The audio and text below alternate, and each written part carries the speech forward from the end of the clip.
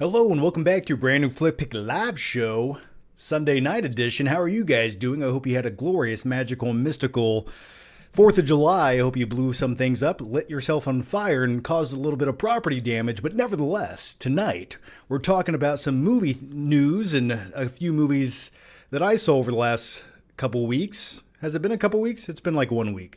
But anyway, tonight we're talking about Jackass. Is it Last and Best or Best and Worst? Or what was the name of this movie called again? Jackass Best and Last. I did see the new Jackass movie last week. I want to talk about that. I'm a huge fan of Jackass, but I do think it was time to sort of call it quits. And then I want to talk about Nolan's The Odyssey, which I will have an early press screening of this upcoming Monday. No, next Monday. Not tomorrow. Next Monday. And I will be seeing that in glorious 70mm IMAX. And then I want to talk about a brand new physical 4K movie that I picked up over the last couple of weeks, Mortal Kombat. In my opinion, it's still the best video game movie ever made, and I will die on that hill. And if you think there's a better video game movie that's been made, please let me know what it is, and we can have a nice discussion and a slightly heated debate as I punch my microphone. And then I want to talk about whatever you guys want to talk about tonight. So if you have any questions, topics, suggestions, thoughts, feelings, whatever you want to say, just let me know in the comments section, and we'll try to cover as much of that as we possibly can. But once again, how are you guys doing? Thank you for joining me on this humid and sultry Sunday night. Now, let me give you a little backstory. And also, I want to talk about some 4th of July movies. I know it's not 4th of July anymore. The time has come. The time has passed. But I did watch a couple movies on my 4th of July.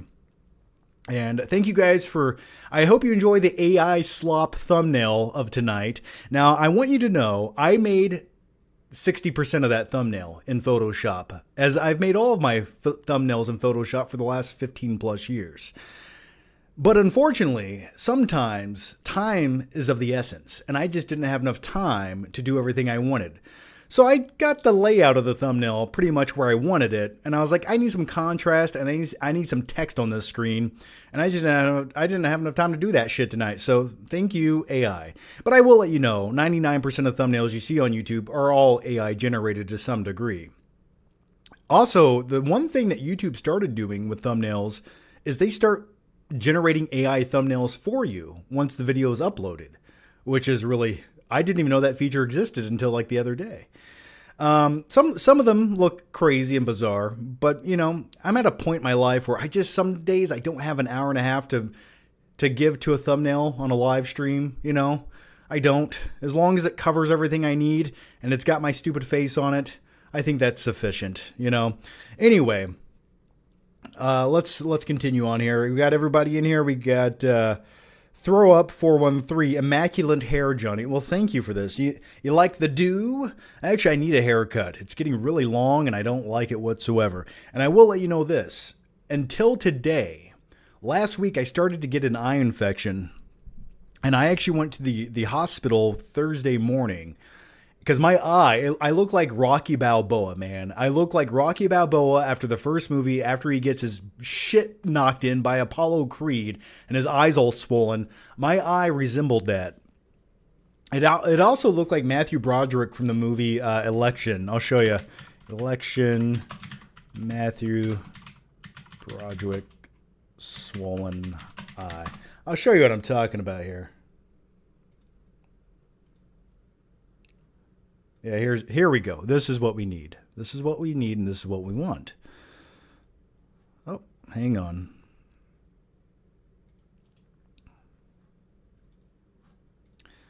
I did not set up anything today for this live show. Okay, here we go. So that's what my eye sort of looked like until basically yesterday. And I took a whole bunch of antibiotics. I was like washing my eye out 5 times a day.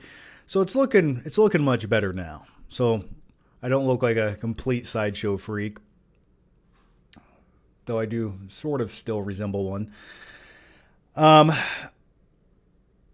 Anthony Stochief, I'm sure you're going to talk about Sony and physical media coming to an end. Well, it's just video games. I don't care about Sony video games coming to a physical media end. I don't. I really don't.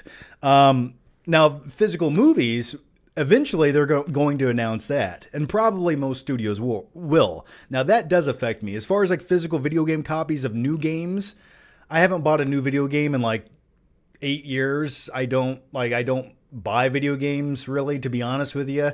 Movies I do buy. So usually if they get rid of the video games, then the next step is movies, which will affect me on a deep emotional level. And I'll probably dedicate my life to going against the system. But yeah, that's really unfortunate. If you do buy video games and collect them, that sucks. That does. But maybe Sony will learn from this, or maybe everyone will just accept it like they always do, and they'll start downloading video games from Sony products. But if you really want to stick it to the man, the corporation, just don't buy their shit. When you don't buy their consoles and you don't buy their games, well, guess what? It would probably take 3 months of that for them to change their minds and give what consumers what they want. But no one can hold off that long. We're impatient, okay? But yeah, that's the next step will be movies, and that will affect me. Physical media for life. I got a copy of Mortal Kombat right here. Oh, just sniffing that almost gave me a paper cut, but I liked it. Physical DVDs rot, don't they? If you don't take care of them, if they get some moisture in there or you don't store them properly, you can get a little rot on there. But the one thing, I'll take a little rot on my physical copy of a movie, but guess what? What I won't take is if I buy something, like, people were buying movies from Sony, and then they just start deleting the movies. And then now you don't own the movie that you just paid for. Guess what? Unless Sony breaks into my house and starts taking my movies off the shelf, I will own these movies for the rest of my life. Okay, and if Sony does break in my house, they're going to be met with a box cutter and a baseball bat. Then I'm going to tie him up, put him down in my basement and say, "Why did you make Morbius, you sons of bitches?" But anyway, I digress. All right, so let's dive into the main topics, and then we'll talk about all of your main topics. So get those questions in, get those topics in. I want to hear from you guys tonight because I missed you, and I don't want to miss a thing. Okay, so the first thing we're going to talk about is 4th of July. Now, I hope you guys had a glorious 4th of July. I know I did. I was sitting on the couch with an eye infection as everyone left me at home, and I sat there. I wasn't mad about it, though. I'm going to be honest with you. It was a hot, muggy day, and, I'm at a point in my life where if I can just stay home away from the unwashed masses. I've seen fireworks. I've been there. I've done it. I've blown a lot of shit up in my life. And in high school, me and my friends used to have something called Roman candle fights, where we would try to shoot each other in the face with explosive devices. And I guess thinking back on it, we should have at least worn safety goggles. But you only live once. So there's a magical party popper. But I do want to talk about 4th of July movies, because on 4th of July, or at least around that time period, there's a couple movies that I call my go-to 4th of July movies. Now, I don't think I've ever called them that until just now. And what my question to you guys is, what are your go-to 4th of July movies? So yesterday, I watched The Sandlot all by myself because that just takes me to a happy place. You got little kids, you got Scotty who just sucks at baseball, and it's just a magical time. It's a throwback to the 1960s, and if ever I could go back in a time period and live life, it would be in The Sandlot. I think that would be the perfect upbringing as a kid. You're watching Winnie Peppercorn, oiling, lotioning. I can't take it anymore. Oh, Squinch, you little pervert, you. But anyway, they got married and had 9 kids. But just those kids hanging around in the treehouse, just playing baseball, man, that just looks like a good time. But I watch that movie around 4th of July every year because that scene where they're running out to the field and the fireworks are going off above them, and it's the one time of the year that they can have a night game because the sky is lit up. Oh, I just think that's such a magical moment. So yeah, The Sandlot. You got to watch it at least once a year. Now, another great 4th of July movie is obviously Jaws. Now, every once in a while, I do watch Jaws around 4th of July, but I did watch Jaws just like last summer. So that's one of those movies that kind of has to marinate for a couple years in between visits. But last night, my wife and I, we made some popcorn. Then we sprinkled some Swedish fish, the red, white, and blue Swedish fish throughout the popcorn. Try it. I'm telling you, it'll make Swedish fish taste that much better. They get a little buttery and a little salty. Oh, and they get a little warm from the hot popcorn and get a little melty. Oh, I love it. I love it. So anyway, we did that and we started watching Independence Day. And I've always enjoyed Independence Day. I remember seeing the movie back in 1996 with my stepdad. And I was just blown away by the movie. It is the quintessential big, epic, dumb disaster movie of the 1990s. And plus it has Jeff Goldblum in it. I gotta call my lawyer. I gotta call my mother. I'll forget my lawyer. Everyone is so charismatic in that movie. Every character they have lines that stand out. The performances stand out. It's not just generic guy number 1, 2, and 3 having some generic conversation with some bad CGI. No. The reason Independence stands the test of time is because every main character steals the screen. They chew up the scenery. Jeff Goldblum, Will Smith, Welcome to Earth. He punches an alien in the head and kills it, basically. That is cinema, everyone. If they want HBO, they'll call you David. Bill Pullman is the president. It's not like the Gulf War. We knew what to do. It's a phenomenal time. It's the perfect celebration of independence. Now, that movie is directed by Roland Emmerich. And Roland Emmerich, he has this weird obsession with patriotism in America. But he's also a man from France, I believe, or somewhere in Europe. And his version of patriotism is so artificial, but I love it. And keep in mind, this man also made another very patriotic movie called, The Patriot, which I really enjoy that movie. So it's kind of always, I always thought that was weird that this man from Europe has this weird obsession with making the most patriotic movies of all time. And I love it. I think Roland Emmerich's phenomenal. Now, he's directed some really bad movies, but, Stargate, Independence Day, The Patriot, top tier, man. So anyway, those are a couple of the 4th of July movies I watched this year. Let me know what you guys watched. You're killing me, Smalls. Would you like a s'more? Some more what? You're killing me. All right. I got to call my lawyer. The hell with my lawyer. Yeah. The Wonder Years, final episode. Yeah, I have watched The Wonder Years. I've watched the entirety of that series at least once. And there's been a lot of other seasons I've went back and just kind of rewatched here and there. I love The Wonder Years. Some of the best soundtrack ever in a TV show. And I've always really enjoyed that time period, the 1960s time period. I just find it so relaxing. I feel like I have an old soul, and part of me still belongs there. But if I had been alive in the 1960s, I just know my luck. I would have been drafted to the Vietnam War, and I would have never been the same again. Yeah, my favorite Roland Emmerich movie is Moonfall. Yes, the most generic pile of garbage made in the last 10 years. I don't know how that movie got made, and I don't know why it was made. The CGI effects and practical explosions still hold up. Yeah, they do. Now, they look a little dated in Independence Day, but man, those actual explosions where they blow up the White House and they blow up the Empire State Building, amazing stuff. When I was a kid, I remember watching, it was Movie Magic or how they did it. It was some Discovery Channel show that they showed how they did the effects in movies. And it was always on at the most random times. I never knew when it was on, but every time I randomly came across it, I was so just happy. It was I was glued to the screen. But I remember watching that back in 1997, and the way that they shot the explosions for the Empire State Building is they actually built the model, turned it upside down, because when they did the explosion, they wanted the explosion to go from the top down. So it just made more sense to blow it up from the bottom up and then reverse the image, because fire goes upwards, not downwards.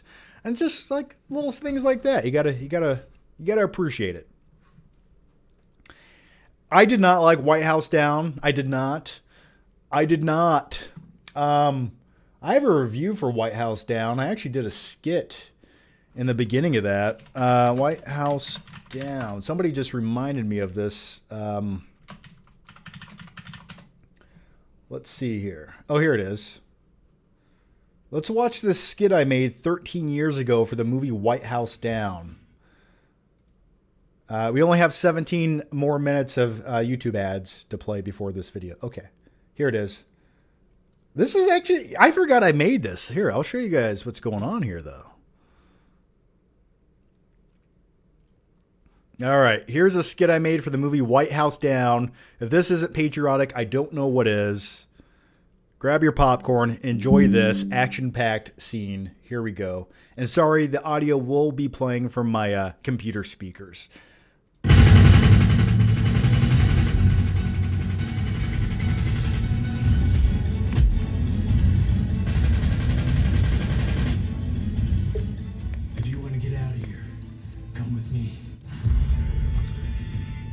What a glorious intro that was. But does that kind of look... Didn't my production value look better than Netflix movies? I'm just putting it out there.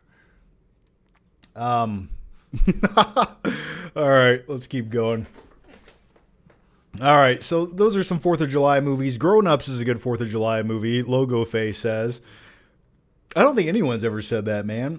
What about Good Morning Vietnam? Yeah, that's fine.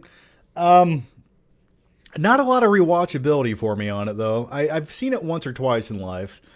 My wife was like, hey, how about, because she was looking on, like, I don't know, some Reddit forum or something for 4th of July movies.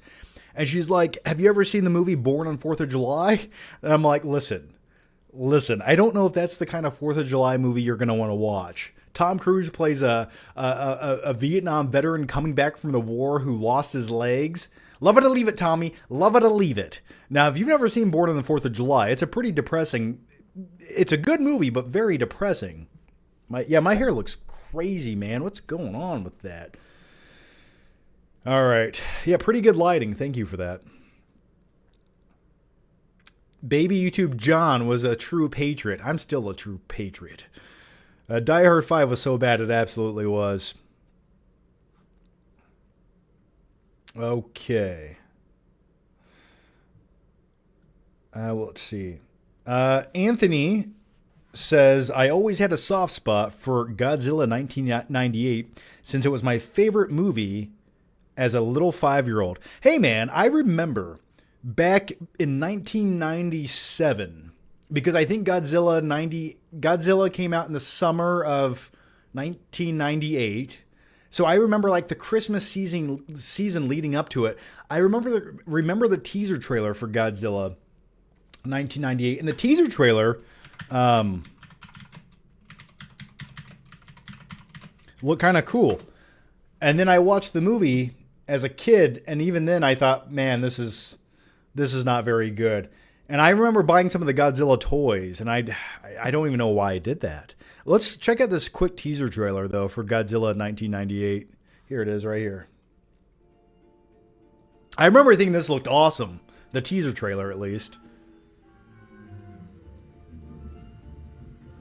Why is they're playing Home Alone music in this? Hey, Joe, gonna catch one of them little fish in the East River? I literally did not know they're playing literal John Williams music in this Godzilla teaser trailer. I just realized that. So, but you never know. I mean, today could be my lucky day. The only thing you want to catch is a cold. The only thing you're gonna catch is a cold.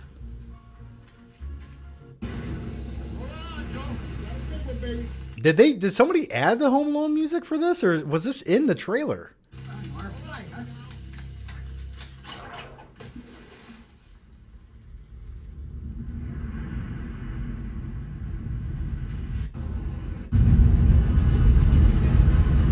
Anyway, I thought that was a cool teaser trailer. I was like, that's going to be cool. And then you watch the movie and it's just like, oh, that's what we're doing here. But yeah, I'm glad you enjoy it though, man. You know, it's okay to have a nice, guilty little pleasure. A flop from Roland Emmerich. Yeah, it's definitely not one of his stronger movies. I do miss the 90s though. They all had movies still had a little flavor, you know? I miss that flavor.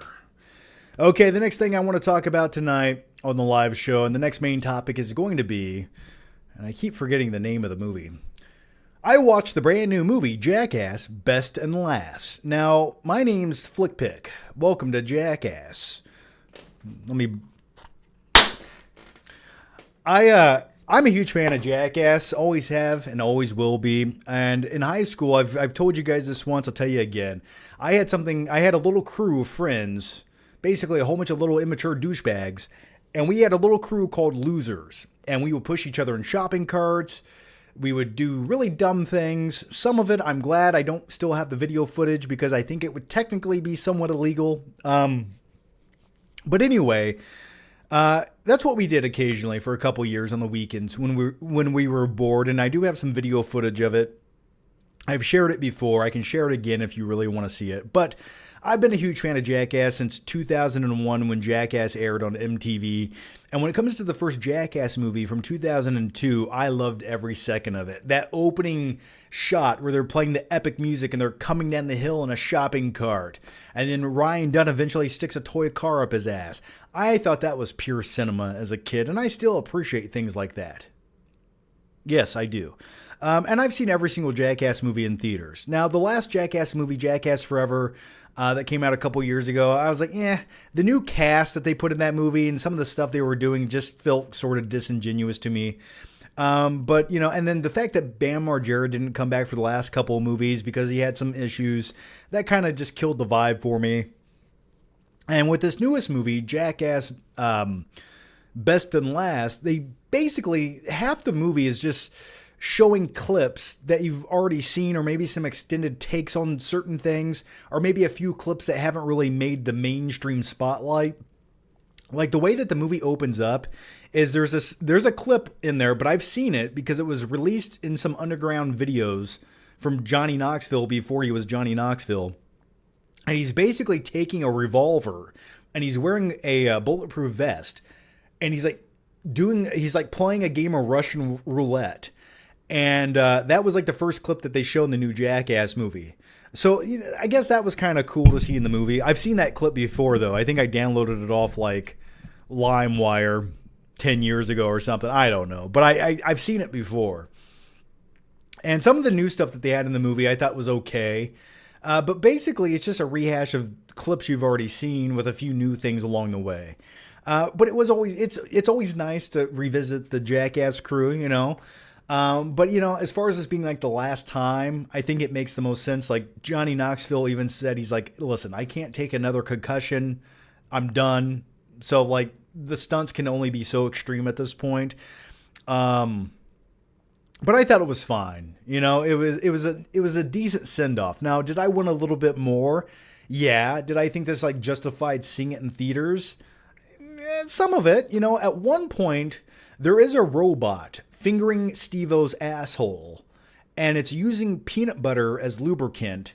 And when this scene was unfolding on the 45-foot screen I was watching it on, I realized as it was happening, I was eating peanut M&Ms. So I was like, But you know what? I didn't stop.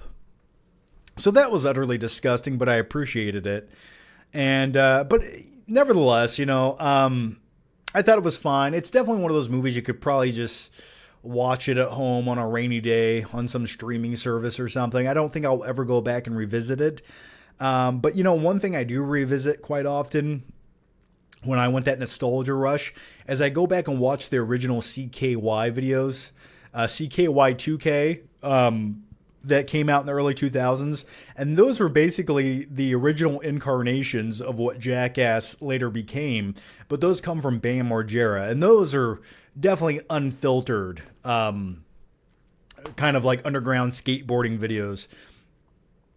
So if you've never seen those, you can find them on YouTube. Just search CKY. It's some of the best stuff ever. If you like Jackass, I think it goes above and beyond, in my opinion. Fly, Pelican, fly. Yeah, it was basically a clip movie. Let us see the stuff you filmed? Okay. Well, I don't know if I can find all of it right now. I'd have to go. Some of it's not on anywhere on YouTube.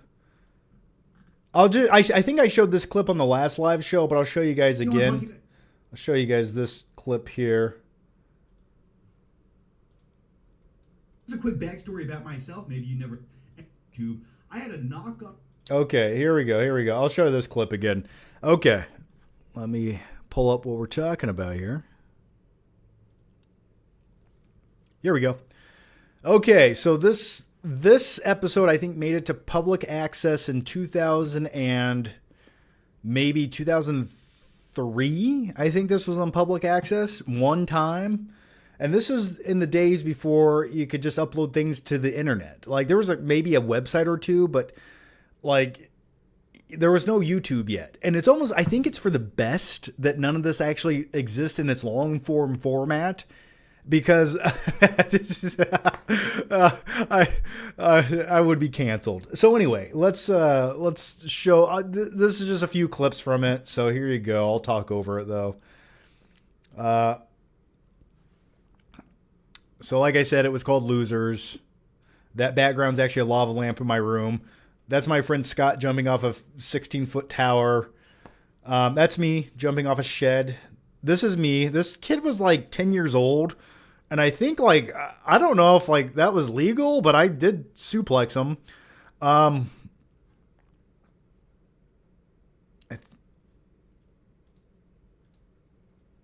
Oh, this is called bush jumping. You'll enjoy this. Yeah, dude, look at that's me. Look at those highlights though, man. Look at those glorious highlights. Dude, look how bright these things are, man. If that doesn't say 2002, I don't know what else does. Got some air though on there. Okay, and I think the last clip is like, this is me in a shopping cart at the grocery store. And there I go. let's do that one more time. Here, I want to watch that one more time. It was at this point I realized I fucked up. But look how far I went, man. That's a good 14 feet, I'd say, at least. And you know, we didn't check the bushes to make sure there wasn't some like concrete pole in there or something, you know. So good times. I do have a little more clips from that. Unfortunately, I lost a lot of the footage like 20 years ago, which I'm not happy about. But yeah, good times back in the day. So as far as the new Jackass movie goes, I thought it was okay. I'd much rather watch Jackass 1, 2. Yeah, I think the first two were the best. I think the second Jackass was the peak of cinema, though.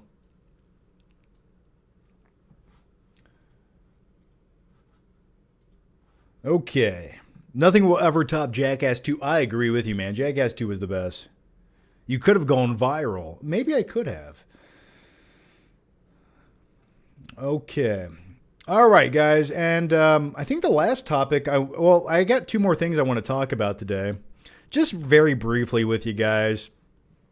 The next thing I want to talk about is, so there's a little movie coming up called The Odyssey, directed by Christopher Nolan. Now, when it comes to Christopher Nolan, I will always give that man the benefit of the doubt, okay?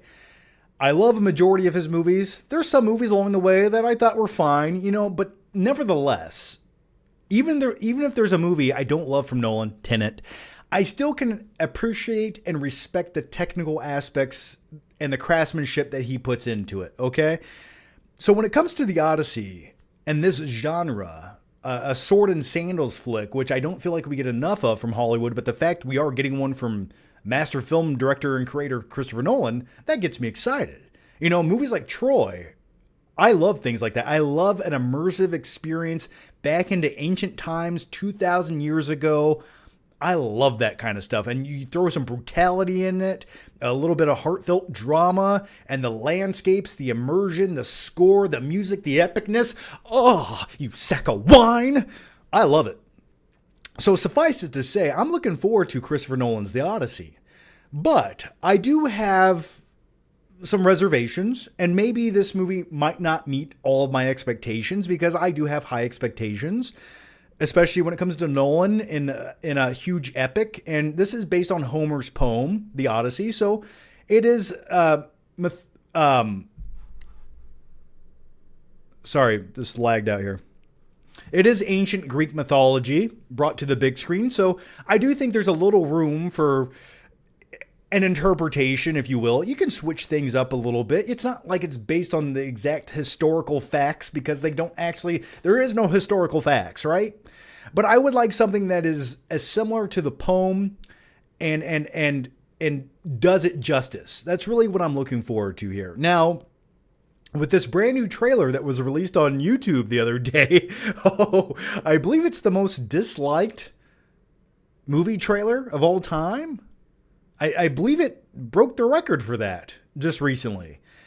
And I find that extremely interesting. And I'm also extremely interested in if that, do you think that's the minority of people that are the loudest? Because typically that's how it is.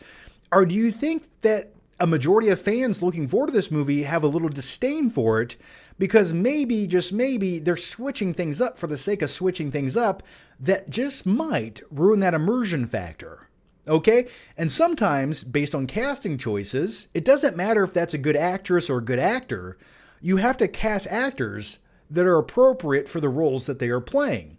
And if you see an actor that might be phenomenal, but they're in a role that maybe isn't the right exact role for them, and it kind of ruins that immersiveness, well, then I would say that's not a great casting choice. I'm just putting it out there. Like, I've seen multiple movies that I really enjoy, but sometimes you see like that one performance that maybe another actor should have played, and maybe it was miscast. Okay? Now, I haven't seen the movie yet, but I'm just playing devil's advocate and speculating for the sake of the video.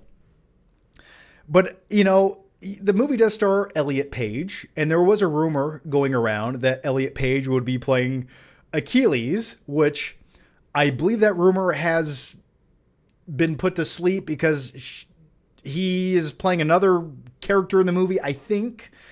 But if Elliot Page was in fact playing Achilles, I think that would be a blatant miscast. I just, how could you not agree with that? I'm just putting it out there. That's like Zendaya playing the new Terminator. You know, it just, I like her as an actress, but I just don't know if that works. You know what I mean? like I don't know if that breaks that illusion that the movie's trying to sell me and that immersive factor that I want to be in. So when it comes to that trailer being disliked, and I will say, I have actively been avoiding any Odyssey trailers. I don't think I watched the newest one, the disliked one, and I probably watched a few seconds of the one before that. I'm trying to go into this movie fresh as I possibly can. I just want to be immersed into this Odyssey and take me on an adventure, Christopher Nolan. But it feels like some of the choices he's making, some of the creative choices, if you will, are questionable. And maybe all of this will tie together when I watch the movie, and I'll come out of this thinking, man, that was everything I wanted that I didn't know I needed. But some of the things that I've seen so far is everyone in this movie has an American accent. And, you know, that just, even the majority of the actors in the movie don't have American accents. So it's just like, I don't know. When I watch an epic that takes place in ancient Greece or whatever, or Troy, I just want a little accent from the performances. Just a little something. It gives it that ancient flavor, if you will. Or at least that's what we've become accustomed to when it comes to historical epics. You know, everyone should have a slight accent. But when everyone's talking with an American accent, which has only been around for, you know, the last 300 years, it kind of breaks that immersiveness, is all I'm saying. They can have British accents, whatever. I don't care. Just have them have accents. And that's one thing that's going to kind of like take me out of it a little bit, you know. And you can make the argument, well, John, you like Robin Hood, Prince of Thieves. Kevin Costner doesn't have a British accent or an English accent in that. And you're right. He doesn't. And that's because I don't think he can do it. But I feel like everyone in this movie could probably have some kind of an accent. And the reason that they're not giving everyone an accent in the Odyssey is because they wanted to make it as accessible for everyone as they possibly could. And I don't know if I like that logic. So we're dumbing the movie down so everyone can comprehend it. I don't know if that, I don't know. And what's the next step? Well, we can't make intricate scripts anymore because the majority of the population don't know how to think for themselves, and the majority of people going to see movies have an IQ of 93, and they basically have smooth brains, and they're one step away from becoming complete troglodytes. So now we have to make scripts that everyone can understand. And then you get really dumb movies after that. So I don't know if I like that evolution. Now maybe they're just making everyone with an American accent because I don't know. I really don't. I don't like that logic. I think everyone can comprehend if someone has a slight accent or a British accent. I just think that the justification for that doesn't make a lot of sense to me. But with all that said, I am really looking forward to the movie. I am, and I am seeing a special press screening of the movie next Monday in 70 millimeter glorious IMAX at the Indiana State Museum, one of the only 20, 30 legit IMAX theaters in the US. And I'm hoping it gives me everything I want. The only complaints I have about that theater are the rows of seats are like 100 seats per row. And if you don't sit in the aisle, it just sucks crawling across to everyone because the aisles are like this wide. So you basically have to give everyone a lap dance as you scoot by. Oh, you like that, mister? I'll be back in about 10 minutes. I'll be right back. So that's a little unbecoming. But what do you guys think about the upcoming The Odyssey movie? You know, my biggest complaint is it's just like maybe Nolan knows what he's doing, and you gotta give the guy the benefit of the doubt. But the thing is, if the movie's sort of a mess and the movie feels somewhat miscast, you know, it's like, I feel like the conversation after the movie comes out will be, no one will talk about how the movie's just like kind of a disaster, like when it comes to like the story or how it plays out or the plot or what have you. We'll all be talking about like the casting choices instead. Or maybe it'll be a mix of both. Or maybe everything is phenomenal in the movie and it's cast perfectly. And maybe, just maybe, I'll have to put my foot in my mouth and say, you know what? That was the perfect actor or actress for that role. And I could not imagine anyone else playing it. And I'm hoping that's what I'm able to say after the movie's over, 3 hours later. But I'm getting this little sneaking suspicion, this little tingly sensation that comes from down below that might not be the case. So what do you guys think? Let me know. I don't think the movie will flop. I really don't. The fact that every IMAX screening of this movie is sold out for like the next 3 months, I don't think the movie's going to flop. But the question is, will it be good? It's not a good sign when Bale, DiCaprio, and Hardy passed on the Odyssey. I did not know DiCaprio passed on the Odyssey. So you're saying Nolan settled on Matt Damon? Has that been confirmed? I don't know if it has. It'll definitely make close to $1 billion. No doubt about that. John, will you flip Elliot Page? I'm going to watch Juno after the Odyssey's over. It's still going to make money, but not as much as they want with all of this going on. Yeah, it's definitely not good word of mouth right now. I'll take a lap dance in the movies. I'll put a little butter on you, give you a nice lap dance. Hey, John, have you watched any good TV shows or movies lately?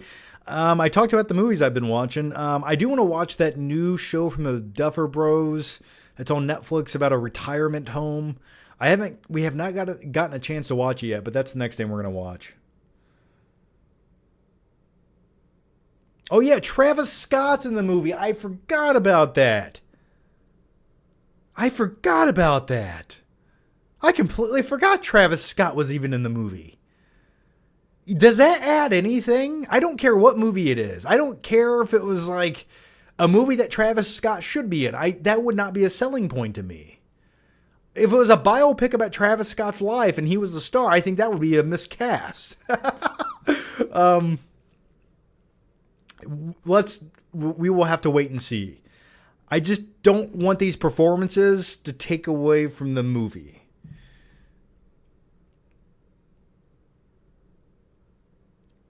It makes a lot of money. That's sending a bad sign to Hollywood. We will see. You know, Nolan had complete creative control over this, so we will see. This is the movie he wanted to make. The casting definitely ruined my excitement for it. Yeah, some of the casting choices, man, I don't know. You know, I like me some Matt Damon. I think he's going to be a great lead as Odysseus, but Logo Face says pandering to the lowest IQ audience is going to ruin the movie and all movies that follow it. And that's my biggest fear. I hope it didn't pander to the lowest common denominator. Like, there's been some rumors going around that this movie comes across like a Marvel movie. Like, it's like, here's the good guy, here's bad guy, good guy fight. And I'm hoping it's not. But then, you know, when it comes down to Homer's poem, it kind of, you know, you can interpret it like an ancient comic book, if you will, in a way. But I like some nuance, you know. I want some Master and Commander vibes or something. I want real performances. The Burrows on Netflix was good. It felt like an 80s Spielberg. Yeah, I've heard it's good. Was it a binger though, or did you kind of just like casually get through it? Let me know. Okay, guys, and the last thing I want to talk about today, after the Odyssey, and by the way, that one thing I do want to talk about when it comes to the Odyssey here, I got to show you guys. This is the one thing I want to show you. Odyssey popcorn. We're going to talk about Odyssey popcorn buckets just for 1 second, just for 1 minute.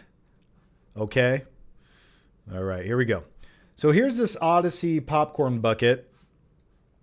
And I don't like that. That looks like a giant turd that you would find when you go to your uncle's house, still in the toilet. And it looks like it was shaped into a horse. I think it's ugly. I think it's stupid. I do not like that. I think that's hideous. I think anyone who buys that will regret their purchase because you're going to walk into your house and see that on the shelf and be like, why do you have a giant turd on your shelf that's shaped like a horse? And it looks more like a kangaroo with a little pouch of popcorn under it. I think it's stupid. I think that's a terrible design and I don't like anything about it.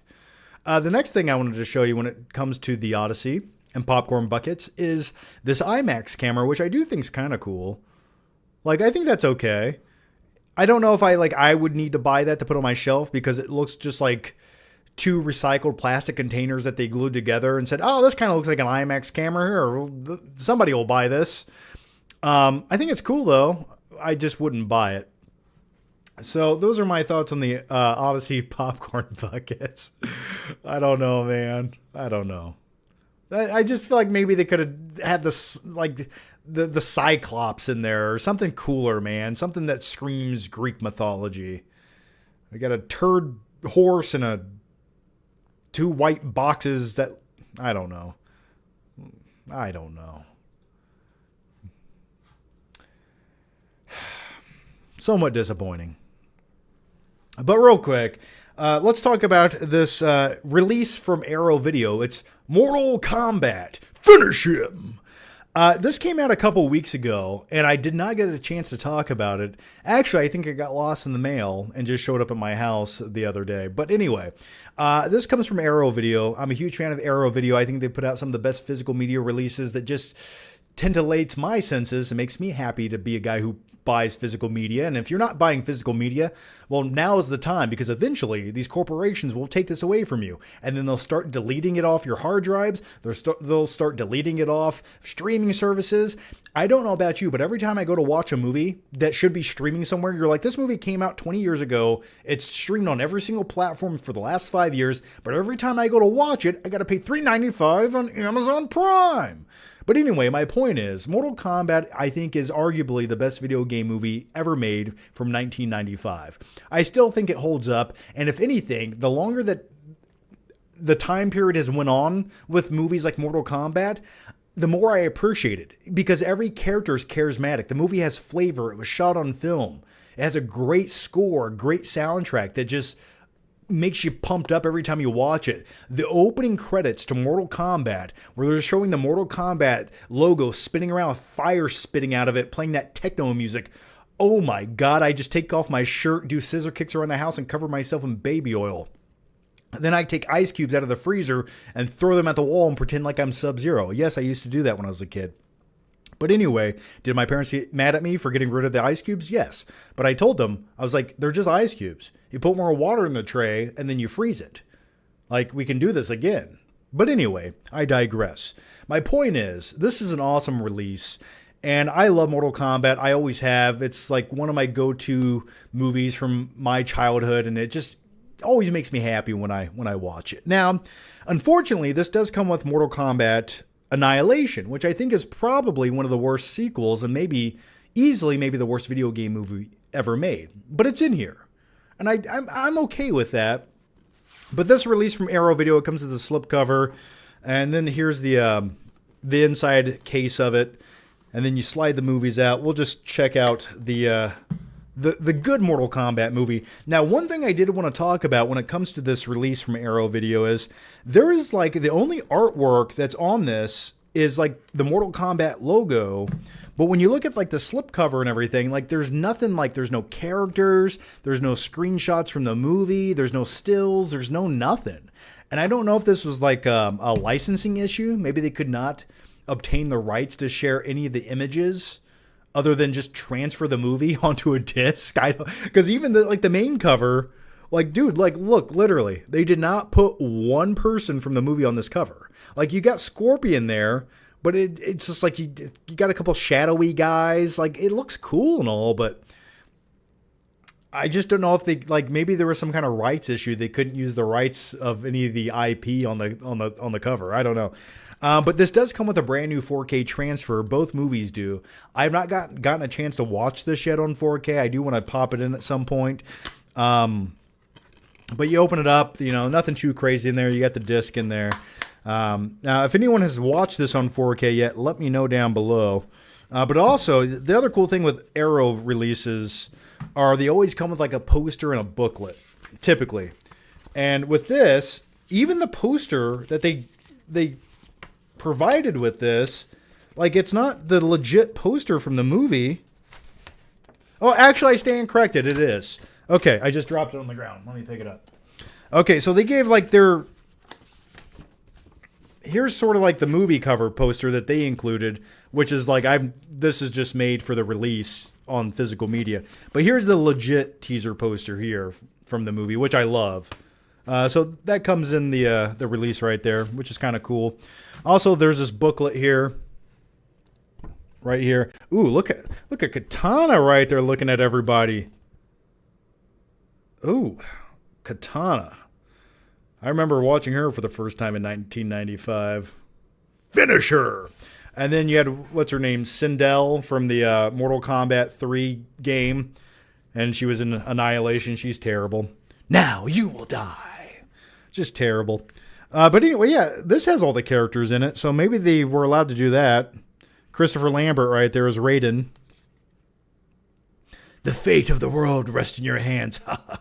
And then the other thing that took me back to a happy time in my life was, do you guys remember the Mortal Kombat animated series that played for like 1 or 2 years in the mid-90s?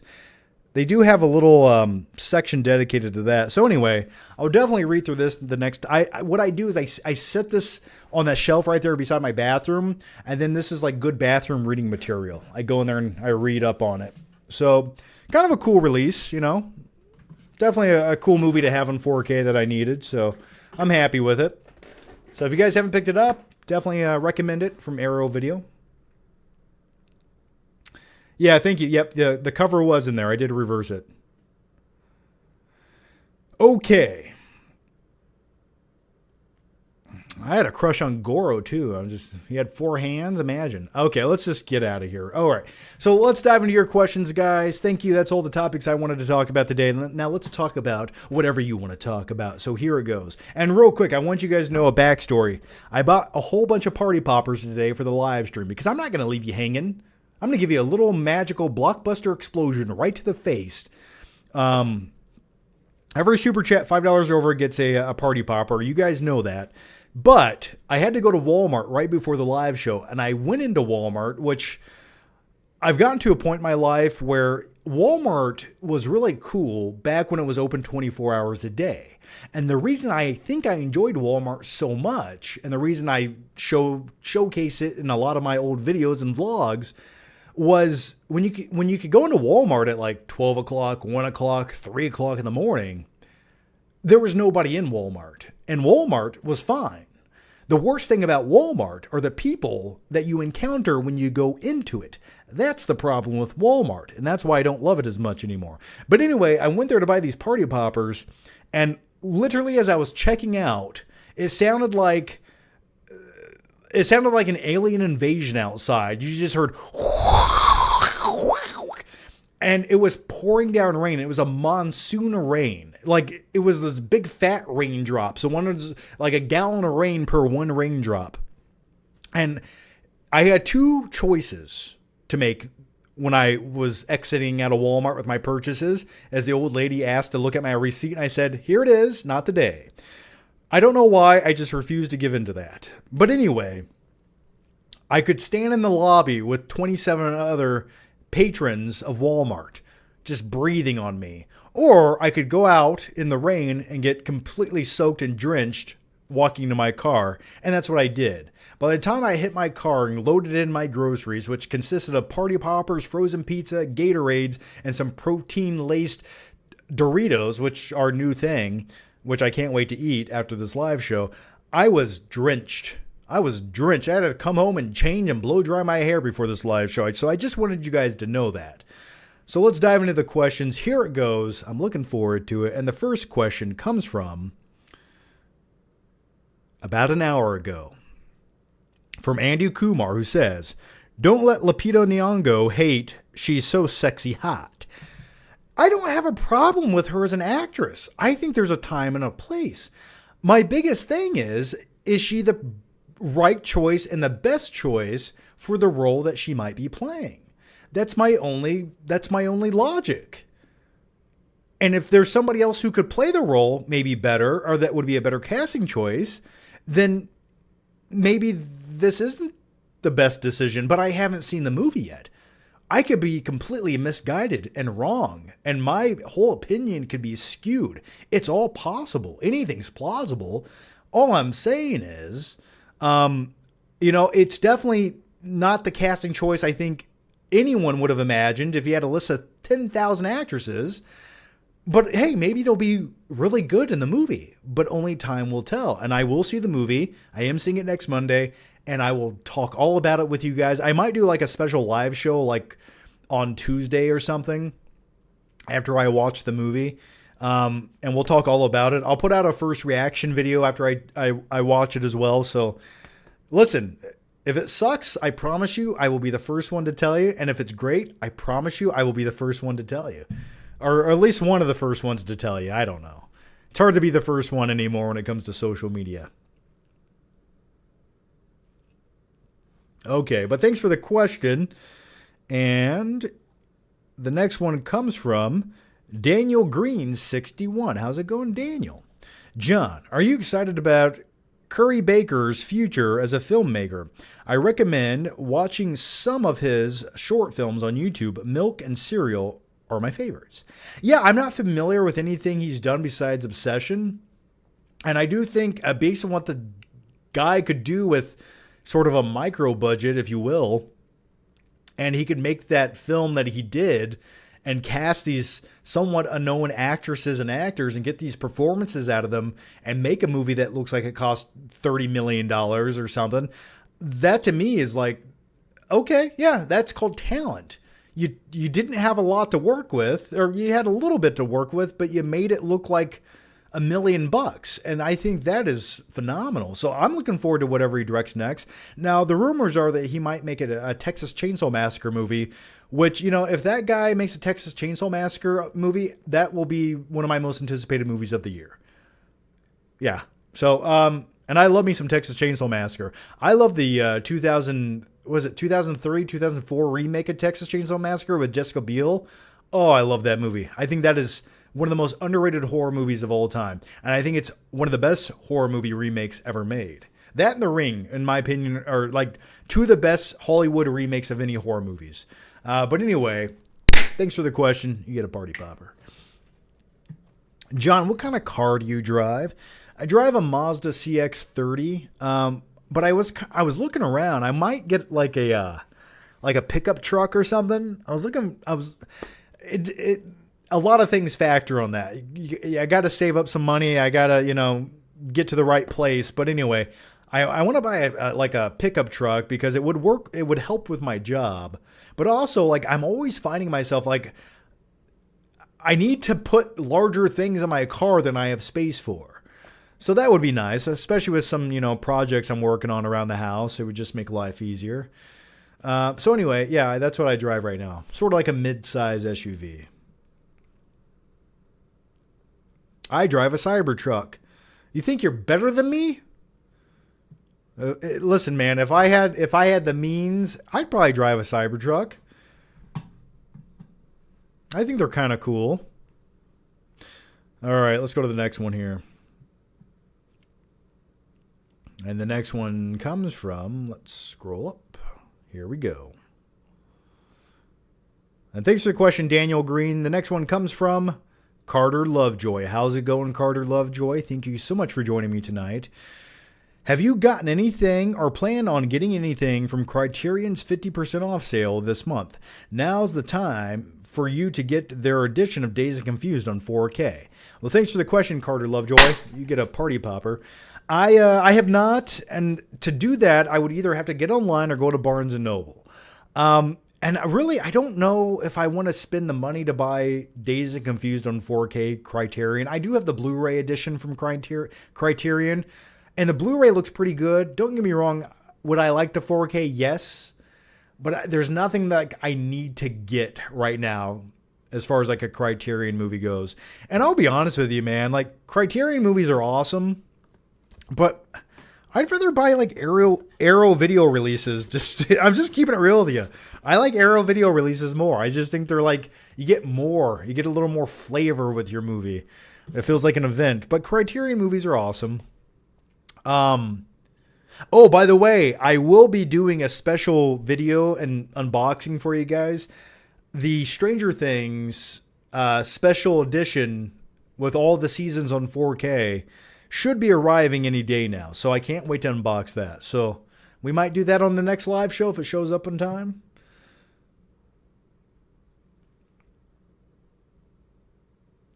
Did you move back to Indiana?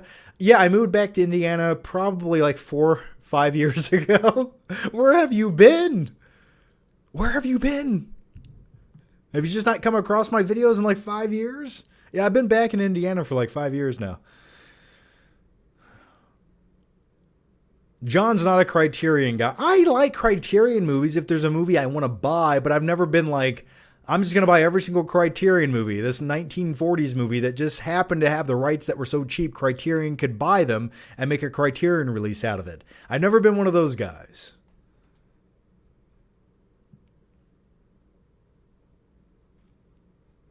Physical media is dead. Watch your mouth here on this live show, young man.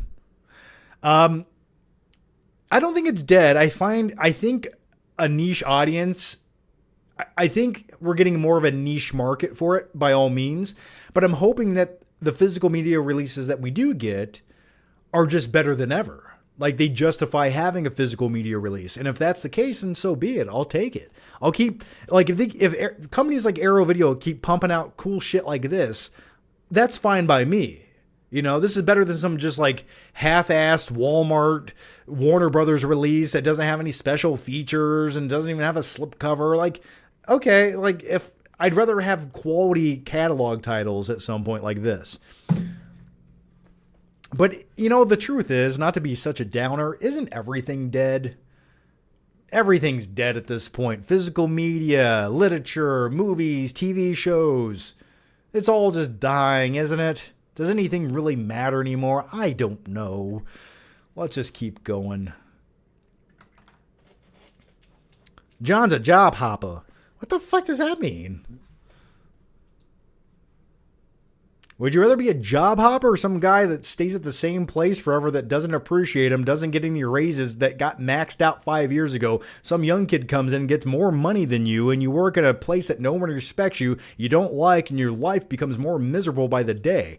Or guess what? You could take your skills and your talents to another company that appreciates you and instantly pays you more by doing so. I just think that's called logic. I never understood people who stay at the same place forever. By all means, if you're getting paid what you want, stay where you're at, man. Okay. Let's go to the next one here. I go where the wind takes me. Okay, let's go to the next one here. And the next one comes from Spencer Gadori. How's it going, Spencer? And here it goes. Johnny Cakes.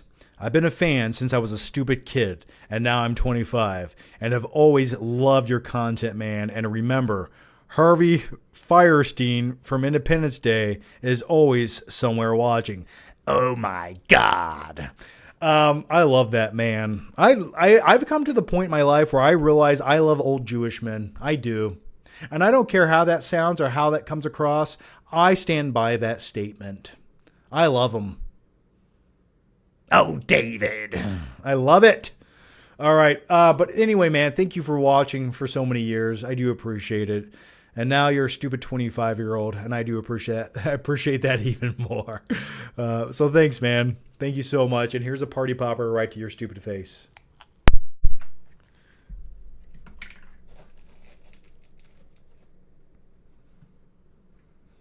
Yeah, I was self-employed for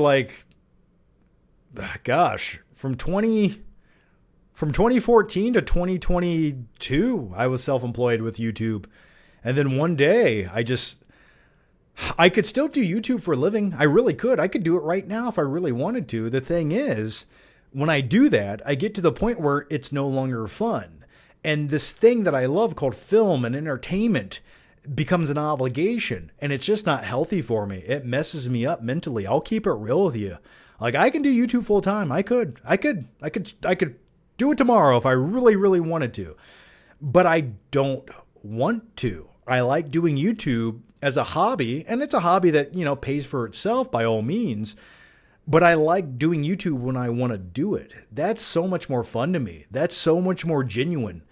And when I can come on here and just be myself and be happy and look forward to talking about the movies I'm talking about, or talk shit about terrible movies, but I still want to talk about them, that to me is like therapeutic.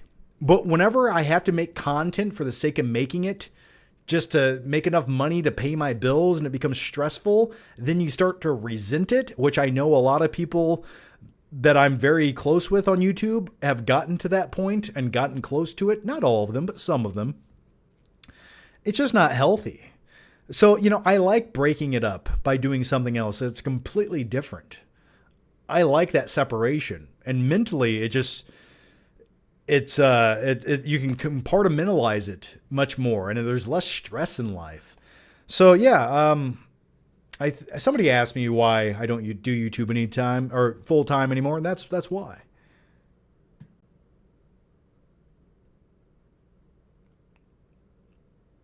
It's not healthy to monetize your hobbies. All I got to do is turn on AdSense on each video. That's all I got to do. Then I just talk about whatever I want to talk about. Whatever happens next happens. All right. Oh, by the way, guys, I will have a special movie night. I'm shooting it this week. I'm going back in honor of Christopher Nolan's brand new movie, The Odyssey. I'm going back and watching The Dark Knight. We're going to have a special movie night. Now, it is a sponsored video. I'm watching it on a TV that was sent to me, so it's sponsored. But I'm still going to have a movie night talking all about the movie. I ordered some props, so look out for that. I think it's going to be a gritty night in my living room, if I say so myself. So make sure you have plenty of popcorn, because I'm serving a harsh dose of injustice. All right, so look out for that, guys. So that should be coming next week at some point.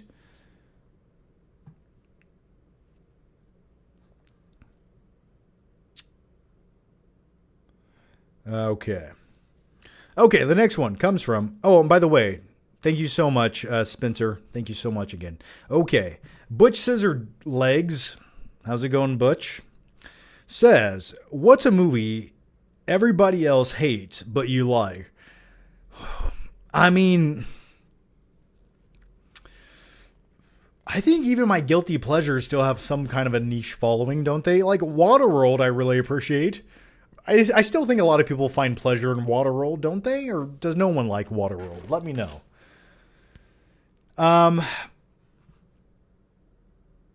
Do you like Dark Knight Rises? Yeah, I like it. I like Dark Knight Rises. Yeah, I like Dark Knight Rises. But the Dark Knight is the best. It is. I have a lot of problems with the Dark Knight Rises. I still love it. I got a lot of problems with it though. I think it's the sloppiest of the Nolan ones. Logo Face says, wasn't The Dark Knight almost ruined for you when you saw it? The Dark Knight, was it almost ruined for me? I saw it at a press screening. I don't remember anything bad happening during the screening of the movie. I will say when I saw Toy Story 5 a couple weeks ago, though, there was someone brought in there was something else, something more like bombastic and loud. There was literally like a movie that someone brought like a 1-year-old child to, and I know that kid's going to be deaf now because that movie was so loud. I don't remember. It was a couple weeks ago. But anyway, as far as a movie that I like that everyone else hates, I don't think any of my friends appreciated The Substance as much as I did. I'm like, how did you not love that? Maybe The Substance, because a lot of people I know don't love it that much, but I do. I was blown away by it.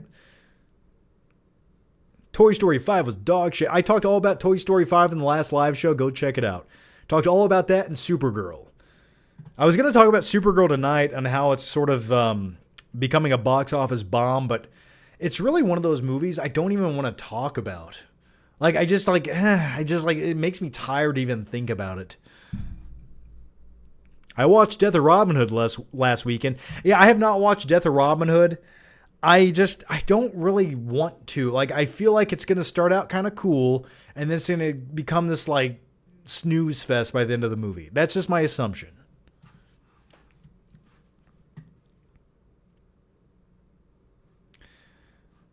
Who looked up the cable and electrical in the prison pit? Yeah.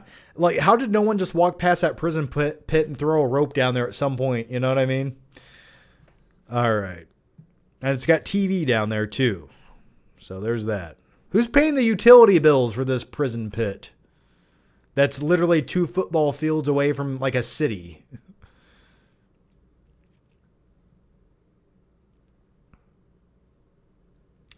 Okay, let's go to the next one here. And the next one comes from... Let's scroll up. Let's scroll way up. Here we go. And thanks for the question, man. Wait, did we already answer this? Oh, no. Okay, we did. All right, the next one comes from Taylor Goodwin, who says, John, can you do a Philip Seymour Hoffman impression for Mission Impossible 3? I can, but is that really what you want? I mean, it's the least I can do, I guess. I don't know. Let me do this. I'm going to watch Mortal Kombat. I'm going to watch it on 4K. And then I'm going to hurt you by watching Annihilation. I'm going to hurt her. Oh, man. Philip Seymour Hoffman could play such a great creep, couldn't he? All right. The next one comes from Avocado Balls Johnson. Here it goes. Would you implant a chip in your brain that makes you forget every movie 90 minutes after you watch it? Every time you watch it, it's like the first time, but it never remains in your consciousness. Ooh, I don't like that. No, I would not. And I'm going to tell you why. I'm going to give you a great in-depth philosophical answer, and here it goes. 3, 2, 1, and let's talk about it. I think movies, since I can remember from the course of my life as a stupid young infantile child with a head that was too big for his body that I slowly grew into, movies have sort of defined my personality. They've sort of defined my morals and my approach and my decision making. You know, I didn't just get witty and charming by myself. No. It was movies that gave me that inspiration. This was like a first-class education on how to speak and how to be and how to present yourself. And I think by watching all these movies, it really developed my taste and my personality. and the way I kind of treat certain situations. Because when you watch characters in movies, you're like, I like that guy, but why do I like that guy? What would he do in this situation? And sometimes in life, you ask yourself that question. What would, Patrick Swayze's character, Dalton from Roadhouse, do in this situation? Well, maybe you'd be calm. And maybe if someone talks shit to you, you still stay calm. You're nice until it's time not to be nice. I think that's great life advice. And I think that's the thing about movies. And if you like movies, and maybe it's one of the reasons you like movies, and there's some people who don't like movies, which I never comprehended, but anyway, those types of people I just do not ever connect with. It's like, you don't like art? What are you, a Philistine? So anyway, I just think movies kind of shape you, and they give you like this compass in life and a little direction.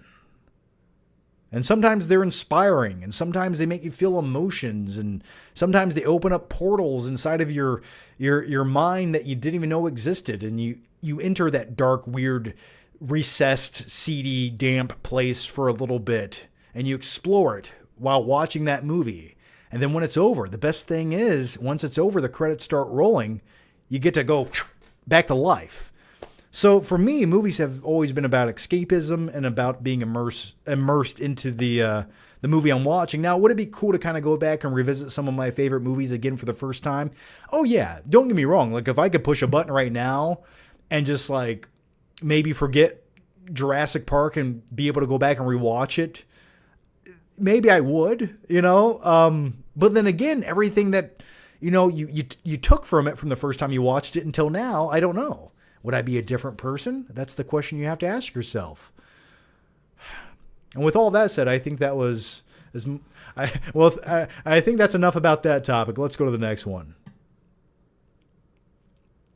Yes, I mean, Patrick Bateman really helped me realize my sociopathic tendencies. That's just...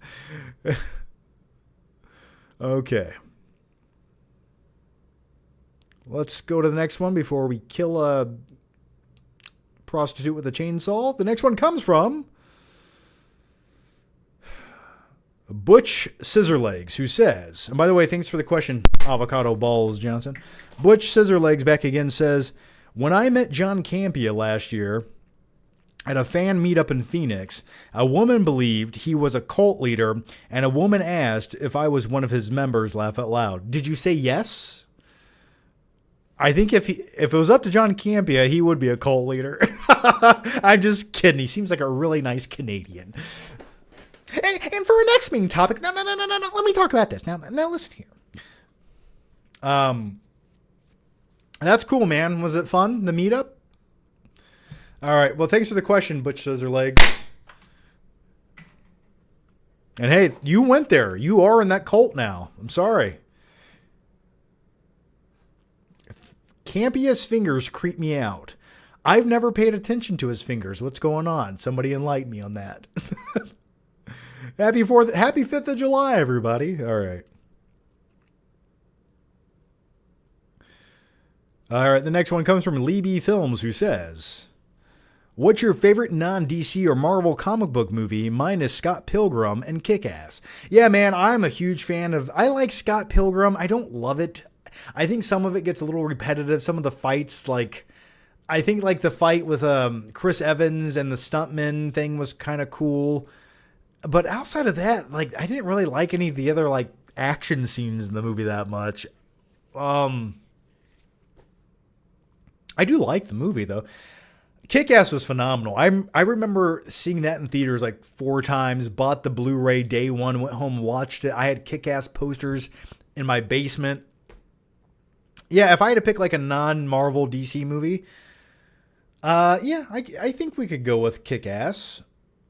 But the other one I'd most likely go with, and I don't know if it's like Marvel or DC, maybe it is, it's a graphic novel, would be V for Vendetta. Ultimately, I think my favorite like non-Marvel DC property, or is V for Vendetta, what is V for Vendetta? Is V for Vendetta Marvel?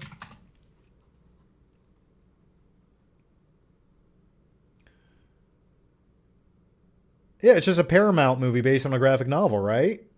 It was not produced by Marvel, but who owns the rights? Who owns rights to comic? It is, yeah, so V for Vendetta is a DC comic books property. Okay. But can I just pick V for Vendetta since it doesn't like exist in the DC universe or any Marvel verse or anything like that? Yeah, I don't care. I'm saying V for Vendetta though. I'm just putting it. I don't consider it like a hardcore DCU movie or anything. Okay, that's all I'm saying. So if I can't pick Kick-Ass, I'm picking V for Vendetta or one of the two. That's who I'm going with. I think V for Vendetta is probably one of the best like comic book graphic novel adaptations of all time. I love it. I still think it holds up to this day. Add it to the blacklist. Oh man, I love it. That whole spiel where he's doing the whole, he does that whole like introduction with everything starting with a V word. Vitulous, flatulous, victory, voluptuous. How does that? What is that? Do you guys know what I'm talking about? V for Vendetta, all V word speech.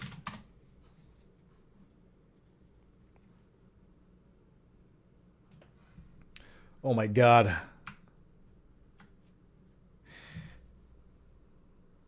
I can't even pronounce half these words. Oh my gosh. In view, a humble vaudevillian veteran cast ferociously as both victim and villain by vicissitudes of fate.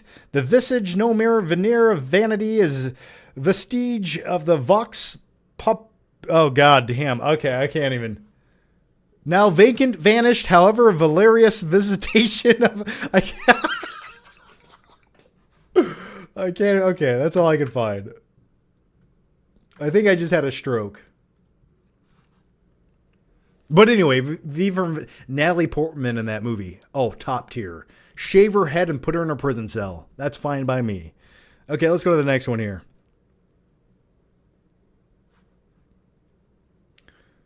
Watchmen is DC too. Yes, it is. But if it's not in the universe of characters, I think that's what I'm going with.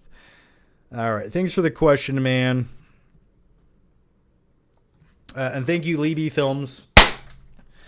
You get a party popper. The next one comes from Taylor Goodwin once again, who says, I need the Odyssey injected into my veins. I mean, you say that now, but let's wait and see until the movie comes out. I'm looking forward to it quite a bit. It should be a cinematic experience. I'm hoping it blows me away. I'm hoping I go on this journey, this Odyssey. I hope it's an epic. I hope it's perfectly cast, and I hope nothing in the movie takes me out of it. That's all I hope. That's all I want. I hope it looks cool, though. All right, the next one comes from Andy Kumar, who says, I think the Greys are humans from the future, traveling through time, killing scientists to protect the extinction event that creates them. Game over. Interesting. Yeah, if time travel was plausible and you could somehow prevent disaster by knocking out a few people, then so be it. I mean, that's basically the plot to Terminator, isn't it? That's plausible. I think there's definitely something to be said about the world right now and the Matrix theory and consciousness and AI. And it's all coming together at a really weird time. Doesn't it just feel like so much is happening all at once? But all this like fictional stuff we've been inundated with for the last 40 years is sort of becoming a reality. And it's just like, in all those fictional things, it never turned out that good. And here we are. We're right at the front door of disaster. And we're walking in with a smile on our face. It's like, why are we building data centers everywhere right now that consume billions of gallons of water every year? Why are we doing this? For AI? Okay, but now here's my second question. If the AI that we currently have, which I find sufficient, I think AI is good enough right now. Just stop.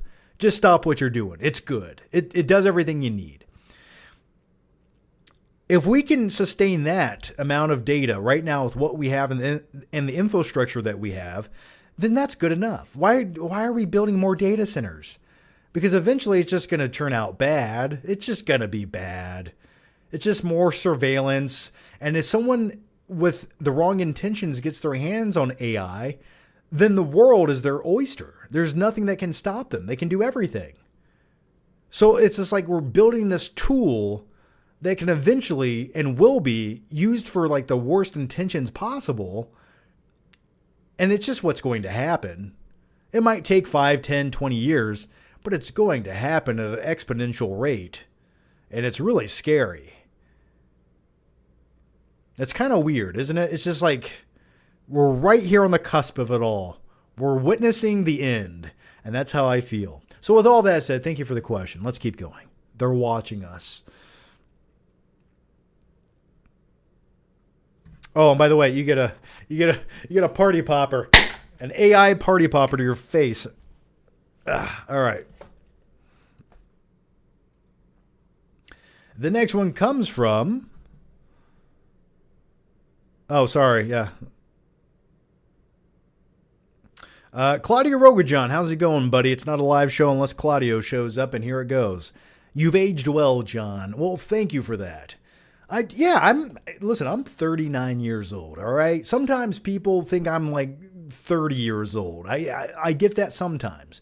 I got a couple grays, what can you do? But I'm happy with the way I've aged, I think I get my sleep. I will tell you that. If I'm tired, I sleep. But I'm telling you right now, though, as soon as I turn 40, I'm going to age rapidly. I'm going to look like E.T. in 5 years. But thank you for that compliment. It was very sufficient. JRM 2017 says, what's the longest you've ever stayed awake before? Well, speaking of getting enough sleep, the longest I've ever stayed awake. Ooh. Maybe 2 days. Maybe. It might have been 2 days. And I remember I was driving. I had to drive somewhere that was like 9 hours away. I went there. I stayed there for like a day and a half. And like it was me and my friends. And I did not sleep. And also there was nowhere really comfortable to sleep. So I remember driving back home. And it was like another 9-hour trip. And I had been awake for probably at this point... it had to have been close to 2 days. It had to have been. And this is at a time where like the energy drink of choice back in like 2006 was Red Bull. So I was just caffeinated drinking Red Bulls and eating candy bars for 2 days. And I remember driving home and I was probably like 2 hours away from home. I literally was falling asleep. I think I did fall asleep at the wheel. And I was like, no, not doing that. I yanked the car over into a gas station parking lot. And I think I was halfway in the grass or something in the parking lot. And I fell asleep for like 7 hours in my car. 2 hours away from home. And I think I woke up like at, I don't know. I just remember like waking up really dehydrated, going in the gas station, buying a gallon of water and chugging it. And then I got in my car and went home. And I think I slept for like another 15 hours. So the longest I've been awake is, I believe, 2 days. We'll go with that. Logo Face says, what do you think of WWE using AI for literally everything? Like, there's a time and a place. Like, sometimes when it comes to like YouTube thumbnails, sometimes what I do when it comes to YouTube thumbnails, like if I don't have enough time, I'll make the thumbnail in Photoshop. I put my stupid face here, the poster there, and then like I might add a little AI to it to spice it up, man, because I don't have 2 hours to spend on thumbnails anymore. And sometimes they look cool, sometimes it looks like AI slot, but at the same time, who cares anymore? Every thumbnail looks the same on YouTube anyway. It's looked the same for the last 5 years. I mean, it's white font, yellow font, screamy face. Guy who looks like he's about to blow a mandingo. It's like, it all looks the same anyway. Who cares? But yeah, my thoughts on WWE using... Listen, if you're going to use AI, at least make sure everything's spelled right. WWE misspells a lot of things. All right, let's go to the next one here. And the next one comes from... I hope it's coming from somebody here. Here it goes. Silvio says, love the channel. Well, Silvio, the channel loves you too, buddy. So thank you for that. Lee B. Films says, what's your favorite Nick Cage comic book role? Mine is Big Daddy in Kick-Ass. It's such an underrated movie. Kick-Ass. No, I love it. The scene where he's being lit on fire and he goes, child! Or something like that. I love that as well. Yeah. He's basically playing Batman. Also, the thing about Kick-Ass, that scene where Big Daddy's taking everyone out in the warehouse, and they're playing the 28 Days Later theme. Originally, that was just like some spec theme that they put in the scene to like edit it together. They're going to do like a different song choice for it, but they decided that the song works so good that they left it in. Anyway, I love me some Kick-Ass, man. It's good stuff. I have the 4K Steelbook back there, I think. Other Nick, I mean, you got to go with Ghost Rider, right? Best comic book performance of all time. What's that in the bag? A shark or something? I'm just kidding. Completely atrocious. And one of Nick Cage's worst hair pieces that he's ever had on his head. Let's look at this real quick. Nick Cage, Ghost Rider.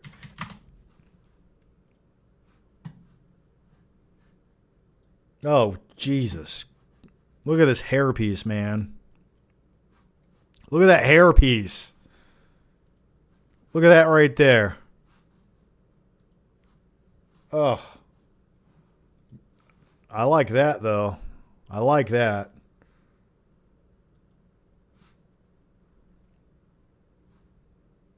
Yeah. So I would agree with you. I'd go with Big Daddy as well. But, you know, you could also say he's Spider-Man now in Spider-Man Noir. I did watch the first episode. I thought the first episode of Spider-Man Noir was okay. You know, I think the production's really good. I like Nick Cage. I don't know. It just feels like a TV series comic book show to me. There's just not enough in there, you know? But maybe I should watch more episodes.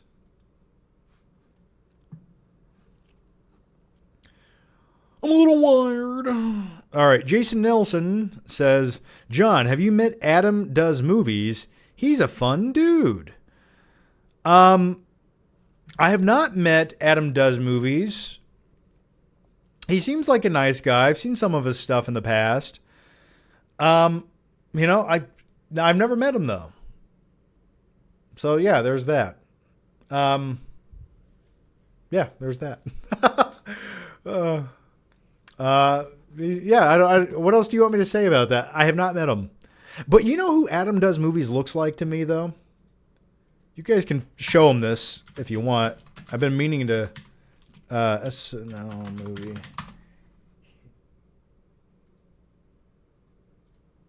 Okay, Adam Does Movies.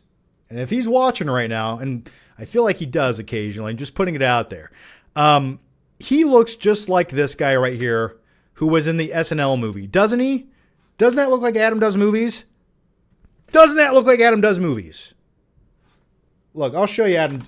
Let's see. Adam Does Movies. Huh? That looks just like him.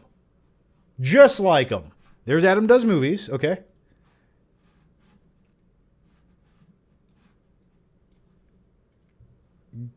Chevy Chase guy from the SNL movie.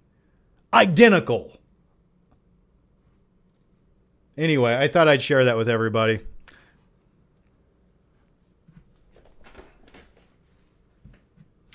Okay. I've always thought that. I'm glad I could get that off my chest now. Okay, let's move on. Adam Does Movies. He does them hard. All right, let's go.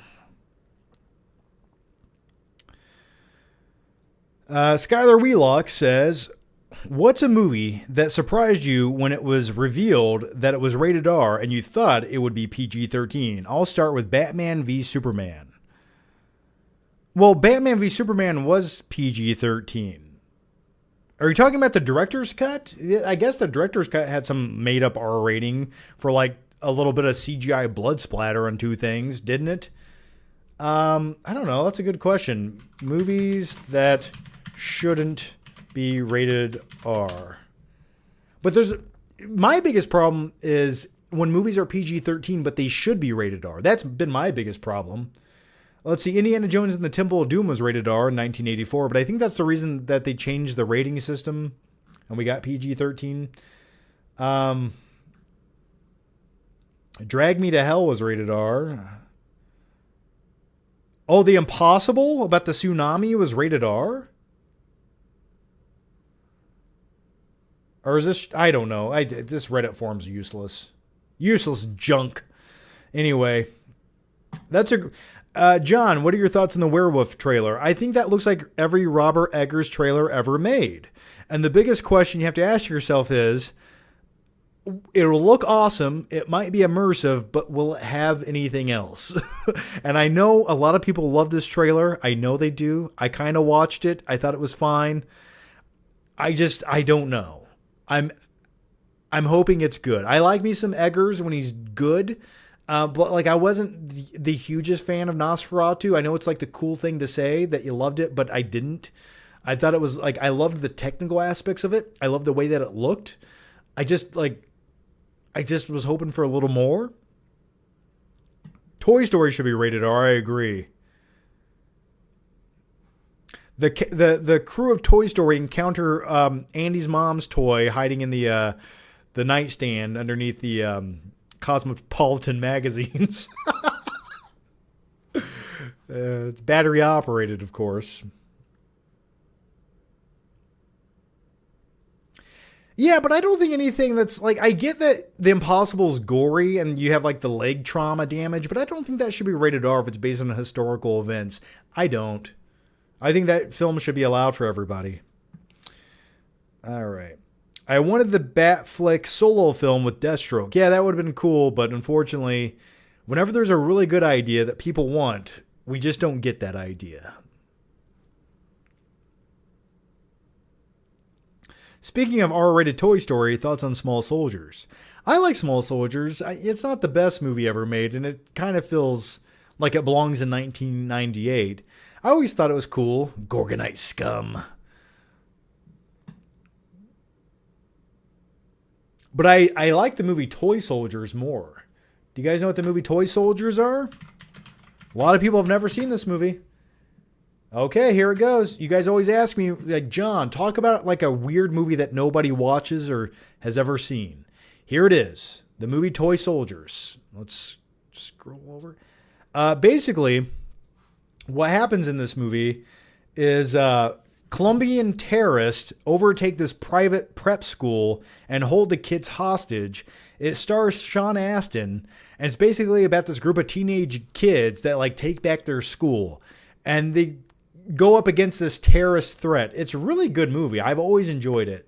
It's got a 44% on Rotten Tomatoes, but what do they know? It came out in 1991. I recommend, if you want like a random movie to watch on a random Tuesday night that you've never seen, that's sort of like a hidden gem, you know, I would definitely recommend watching Toy Soldiers. They aren't, in fact, little toys, but they are people. So that'd be my recommendation.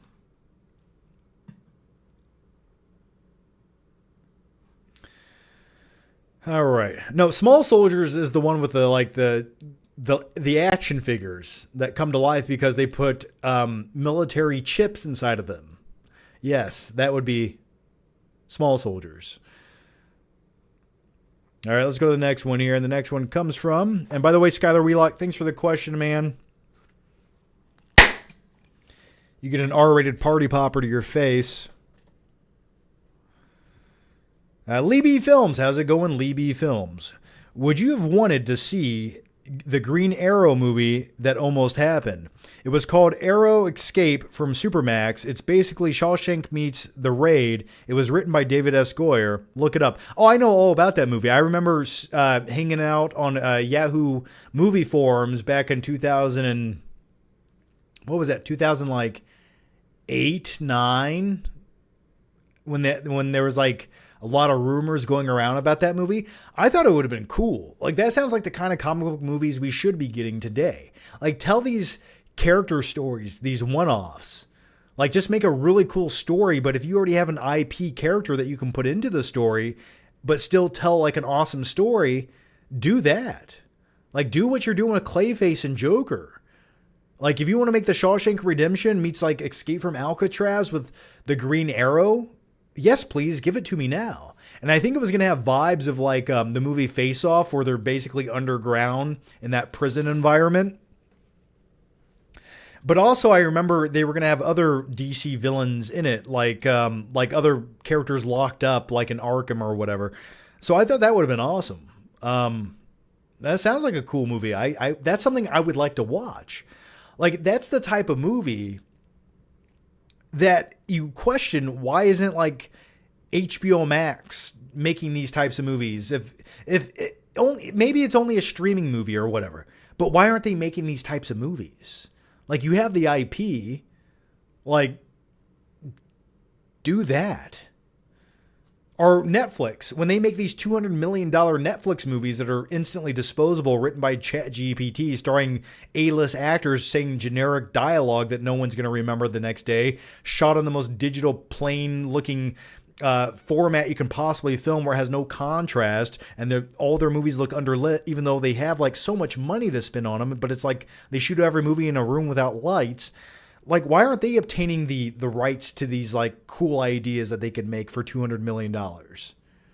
Like, I don't know. These are the things that keep me up at night. I don't know.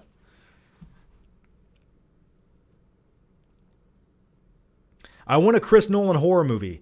That would be cool. You and me both, man. There was talks about him making the rumor was he was going to make like a horror movie, like a vampire movie or something. And the other rumor was he was going to make a remake of the movie Blue Thunder, the helicopter movie from 1983, which I will tell you, I just watched, I think in its entirety for the first time 2 days ago. And I thought it was okay. Like Blue Thunder is really well made. It's got some really cool shots. The helicopters are cool. The first 20 minutes of the movie are probably the best part. But once the plot kicks in, the movie doesn't really have much else to do.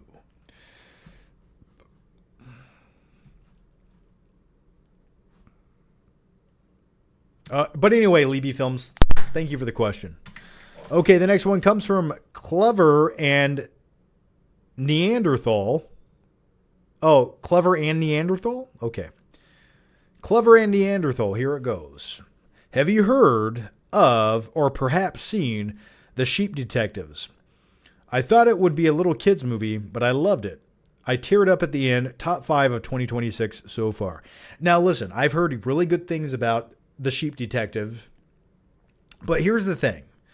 No matter how good the movie is, no matter if it's the best Sheep Detective movie you could ever make, I have to bring myself to a position to be in the mood to watch a movie about sheep detectives, even if it's really good. You get what I'm saying with that? You get what I'm saying, right? And I just haven't been in the mood to watch that. I've heard it's good. I have. And I will definitely check it out. I just have not been in the mood to watch that movie. You know, like when I'm in the mood for a movie lately, I want something like bigger and more immersive, or something seedy and dark. But I will get around to watching it. Did you guys like The Sheep Detective? Let me know.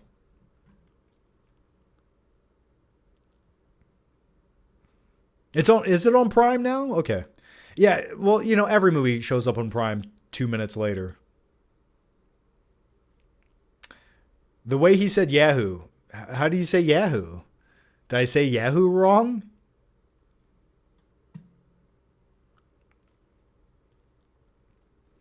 Who do I think is the worst actor and actress ever? Ooh, I think my most unlikable actor is Jared Leto. I really do. My least favorite actress? I don't know. Katherine Heigl? I don't know.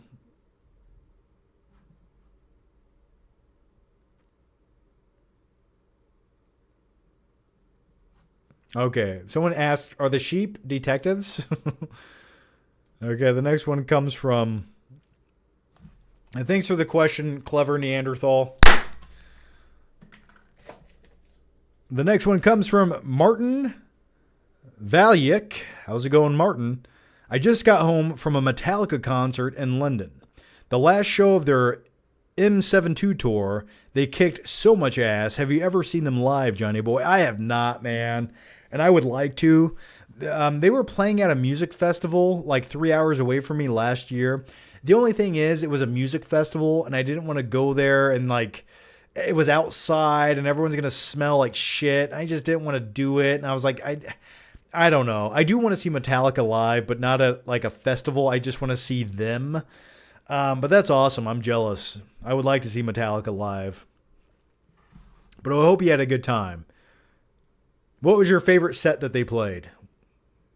Master of Puppets? Sanitarium? Let me know. But that's awesome, man. I'm glad you enjoyed it. Okay. And by the way, little party popper for you.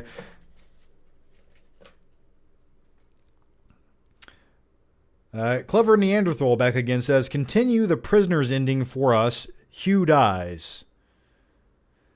Oh, the Prisoners? No, man. No. I think, well, at the end of Prisoners, Jake Gyllenhaal's character, who's very intuitive, he is a detective, he could hear that whistle being blown, and he's kind of looking around for it.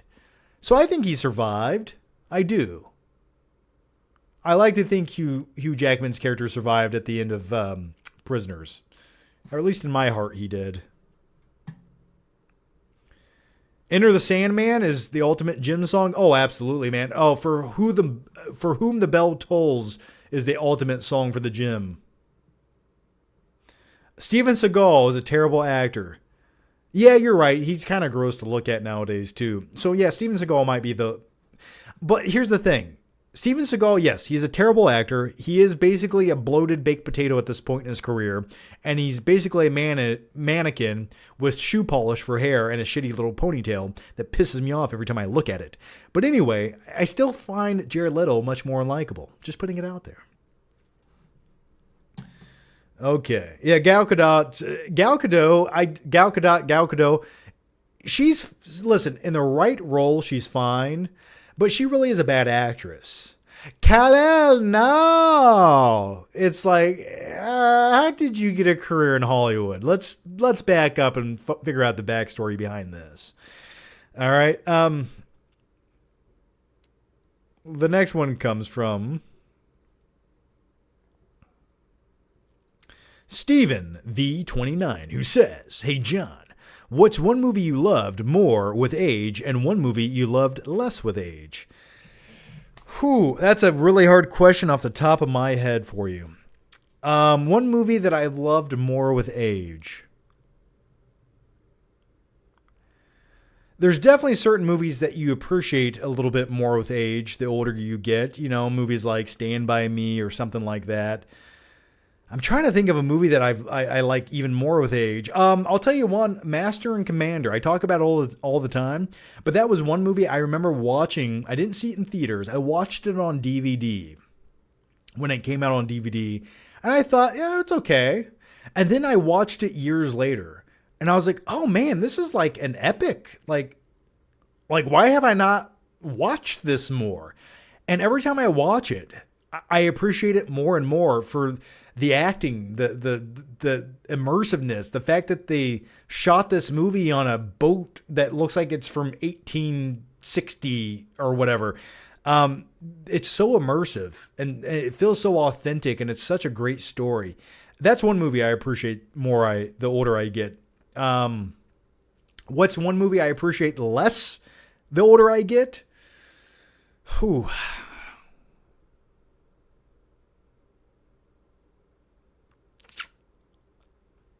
I don't know. I'm trying to think of something like I don't like as much as I used to.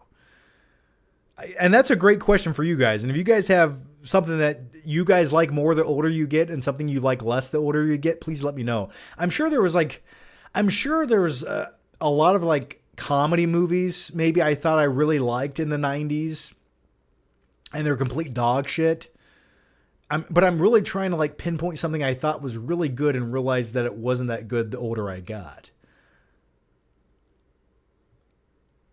Oh, man. I don't know. I'll leave it up to you guys. Give me some of your picks. Seth Rogen is terrible. Yeah, I'm kind of burnt out on Seth Rogen. I talked about this in my reaction video to Supergirl when I saw it in theaters. By the way, go watch that video. It's over on the Flickpick channel if you want to. But there was a cameo from Seth Rogen in Supergirl where he plays this like little 7-inch alien creature. And it's basically just Seth Rogen. Okay. All right. And I thought that was like, that felt like something you should have done in a movie in 2009. Like if Supergirl was made in 2009, which it kind of feels like it was, that's the kind of cameo you put in there for a stupid little alien voice. But like in 2026, why was that in the movie? Why did we even add that? Who was that to appease? How much did he get paid for that? Forrest Gump gets worse. I disagree. I think Forrest Gump gets better with age.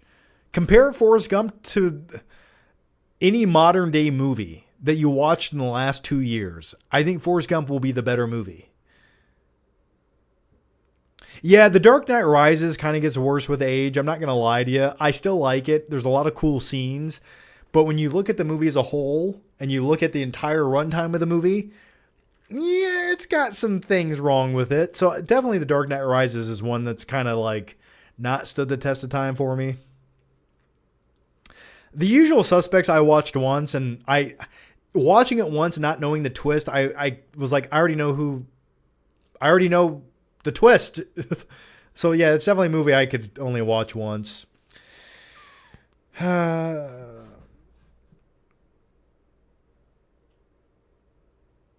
The Iron Giant still holds up to this day. Fair enough. X-Men gets worse. Yeah, the first X-Men was definitely dated like 5 years after it came out.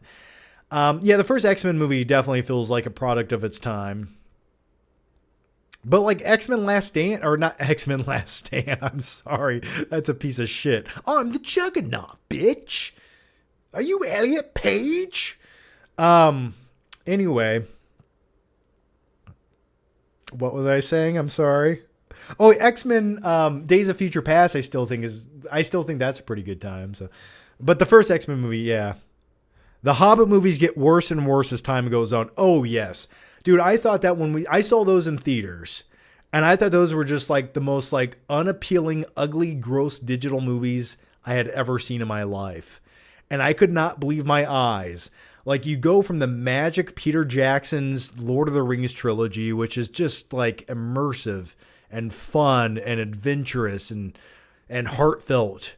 And then you go to this like digital slop that literally will, like, the future of AI movies will look like the Hobbit movies. And that's a thought that keeps me up at night. If you like X-Men 1, by all means, all I'm saying is it feels a little dated. Like they're all wearing like rubber black jumpsuits. Like X-Men 2 significantly got better. That's all I'm saying. All right, let's go to the next one here. But some good picks, nevertheless. And thank you for the question, Steven. Thank you so much. You get a party popper right to your face.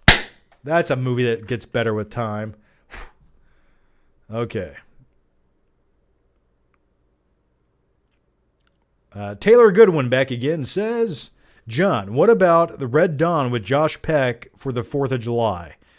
The Red Dawn remake with Chris Hemsworth or whatever that came out like 15 years ago? That was a piece of shit, man. That movie sucked. That sucked.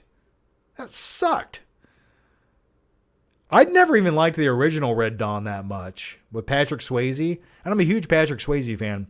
I never thought it was that good of a movie. So anyway, one day, I think if we do get invaded, it definitely won't be Soviet Russia. Like, it definitely won't be the Soviets. Just putting it out there. I think the invasion will come from within. I think it'll be AI. John, how often do you rewatch Batman Begins? I have not rewatched Batman Begins in it's probably been like, my wife had not seen all of the Dark Knight films or the Christopher Nolan movies. So I watched it with her. So that was probably 2022, the last time I sat down and watched it. It's been a couple years. But this week I will be watching The Dark Knight in a special movie night video. I even ordered my Batman mask. Now, I did order a shitty Batman mask because I wasn't going to spend $80 on a good one. But nevertheless, I have a Batman mask now.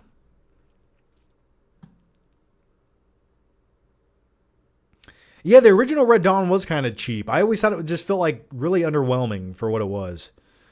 One movie I appreciate more with time is definitely Over the Top. But anyway, thanks for the question, man. Thank you so much. All right. IllMagic94 says, hey, John, take a sip of your Powerade. It's quite delicious, and purple's the best flavor ever made. I agree. Let me take a sip.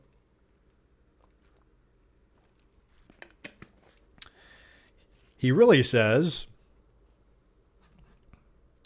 you know, what I think makes Nolan's films popular, think of his movies as a beautiful painting of a maze that has a bunch of smooth and red-black scribbles all over it. It's not perfect, but it's captivating at the same time. Well, the thing about Nolan movies are they look underproduced while being completely overproduced at the same time. Like, his movies have these mega budget, blockbuster budgets, but Nolan loves simplicity on the screen. He likes, he's a minimalist.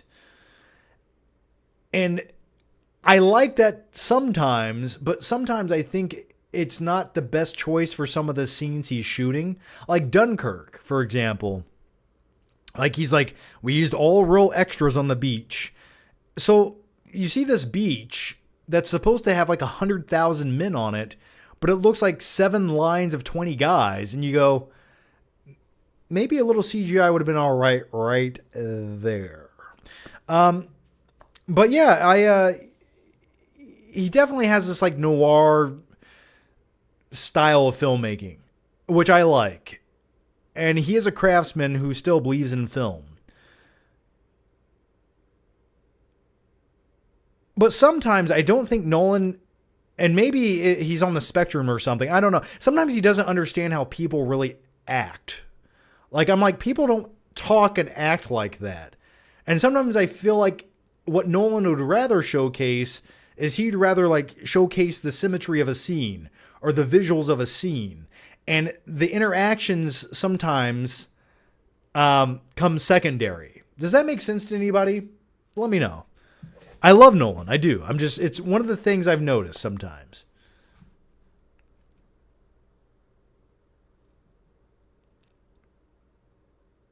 I like Oppenheimer. Now, I have not been in the mood to rewatch it since seeing it in theaters. And the thing about Oppenheimer is the movie builds up to one big explosion at the end. We're all waiting for this huge practical explosion. We can't wait for the climax of the movie. And then we do get a real practical explosion, but it really... I feel like I could have shot that same explosion with a can of spray paint, a bucket of gasoline in my backyard at my fire pit if I had just zoomed in on it enough. That's all I'm saying. That's all I'm saying. Inception's great. I still feel like there's a lot of things in Inception that still leaves me with questions I ask about it. But as far as like the filmmaking, I love it. Like, they go 3 layers down in their dream. They're there for 9 months at a time. But really, they only spent like 25 minutes on the side of a snowy slope infiltrating this fortress. I was always a little confused about that. Okay, let's go to the next one here. But thank you so much for the question, and thank you for those insightful thoughts, IllMagic94, and thank you for the super chat. Very generous of you. And you know what you're going to get? You're going to get a practical party popper, not 1, but 2 magical party poppers to your face. All right. All right. The Dark Knight is beyond overrated. Let me ask you this. Hey, Mason, or what is it? Mike 90. So 96. So I'm assuming you're 30 years old. So that means if you were born in 96, you were 12 years old when The Dark Knight came out. I feel like you don't appreciate it. I think The Dark Knight is a masterpiece that will live on forever. I really do. It's got some things in it that I can pick apart. I'll tell you one thing in The Dark Knight I never liked. Sometimes Nolan hires these actors who have never been in anything before. Like they're probably like local theater actors or something. And they kind of come across that way. And the scene in The Dark Knight where Batman gets on his crotch rocket and he's wearing his, he's not dressed like Batman. He's going to the parade because he thinks Harvey Dent's life's in danger or whatever. And the Joker infiltrates the parade and dresses up like a cop. And he shoots Commissioner Gordon in that scene. But the scene where Christian Bale goes into that apartment and all the police officers are tied up wearing blindfolds in their underwear. And he takes the blindfold off the one police officer. He's like, he tied us up. And it's like, what are you, like, what is this overacting bullshit? Why are you, like, I get that you're kind of scared, man, but you're coming across like a big pussy right now, and I don't like it. It reminds me of the scene in Seven where the guy gets arrested after he had to put on a, he had to put on that one device that had a big blade on it. And he's like, he made me fuck her. And it's like he's acting like that. But it's like nothing that traumatic just happened, man. You got tied up and you took your pants off. It'll be okay. Something about that acting really bothered me in that scene.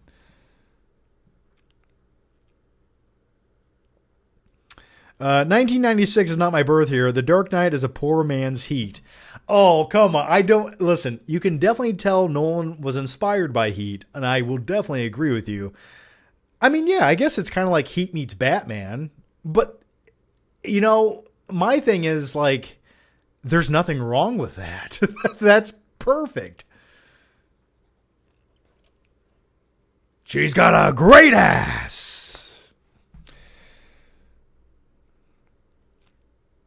I don't think it's overrated. I don't.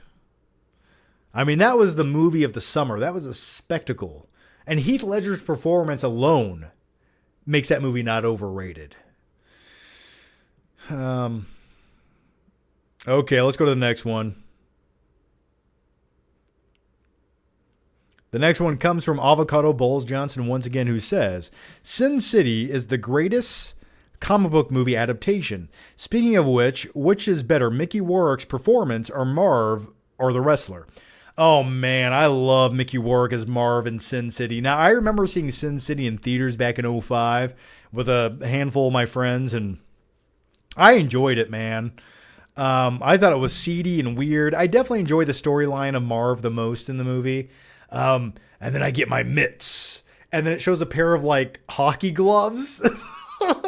My mitts. I loved that.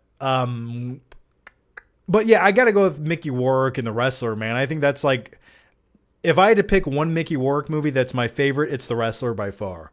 I think that is such an underrated, underappreciated movie that is phenomenal. And especially if you're a fan of pro wrestling, showing this washed up wrestler from the 1980s just shooting up the juice, working in bingo halls as this indie wrestler, dating a stripper, man. I think that movie's perfection. And he just encompasses that role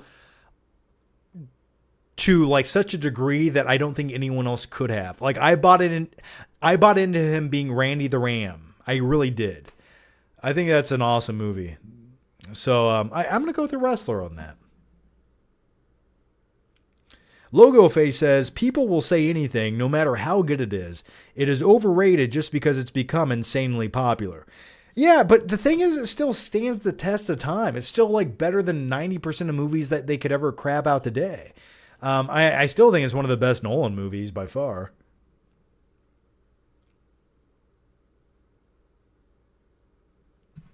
John, why did you use an AI thumbnail? Well, I made half the thumbnail. I just used AI to add some more contrast in the font because I didn't have time. I'm so sorry. But let me tell you this. Everything is made with AI now. Even my Photoshop has AI in it. It's built in. It's just how far do you want to go with it? I didn't have time. I thought it was sufficient. I thought it was good enough. I use the same template for all my thumbnails either way. It's basically I have a whole bunch of images of me, and then I add a poster to each side of it, which I did. I just didn't have time to add the fonts or anything. I'm sorry. I'm so sorry. I'm so sorry. I'll try better on the next one, man. I just didn't have time.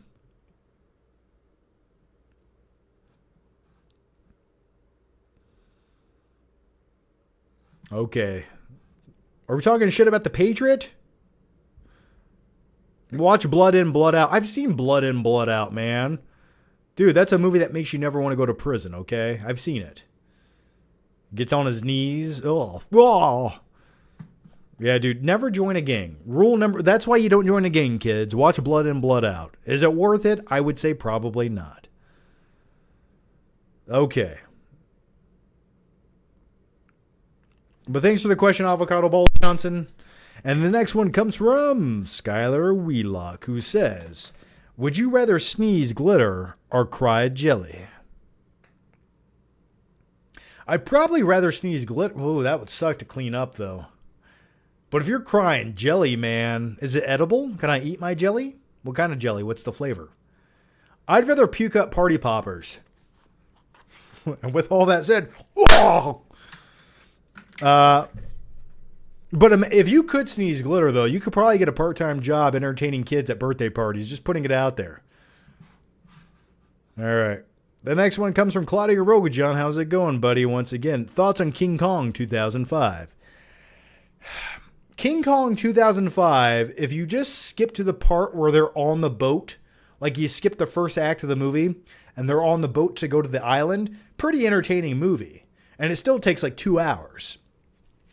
And once they're on the island, it's a good time. And those people that inhabit the island, those like creepy people covered in mud and shit with little small shrunken heads, oh, they are terrifying. That is nightmare fuel. That's more terrifying than any creature that exists on that island. Like you just know they. By the way, being cannibalized is one of my biggest fears. I just thought I'd share that. But anyway, I think everything after, like, once they get on the boat, everything is fine. But the one thing that takes me out of the movie at the very end is when you have Jack Black just saying that one line where he goes, "It was beauty that killed the beast." It's like, oh, you just ruined this entire thing. I'm sorry.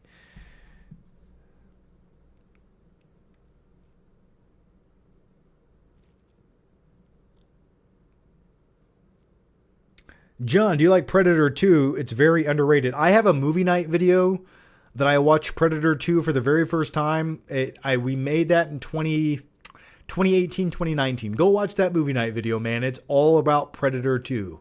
You will have a good time, I promise you. It's on the FlickPick channel. I've watched it. That was the one and only time I've watched Predator 2. It's fine. You know, it's fun 90s cheese. It definitely doesn't shine a light to the original. Danny Glover is nowhere near the physicality or screen presence of Arnold, but it's fine. It's fine.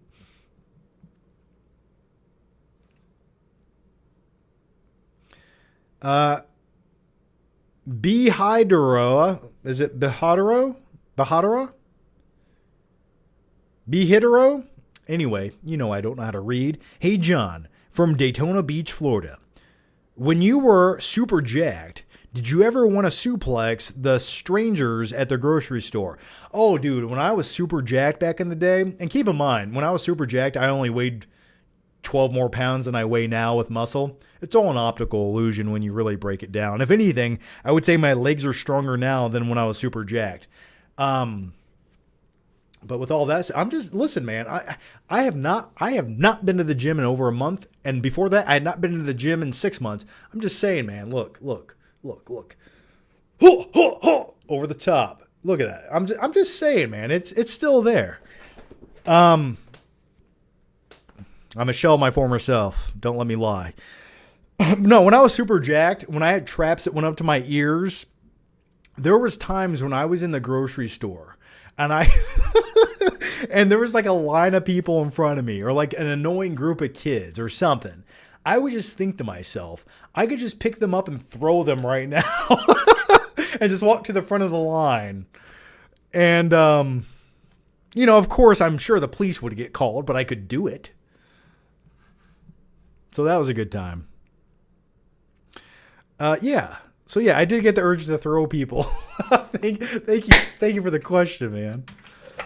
All right, the next one comes from Claudio Rogajan. Oh, how's it going, Claudio? Once again, baby, you're back. I love it.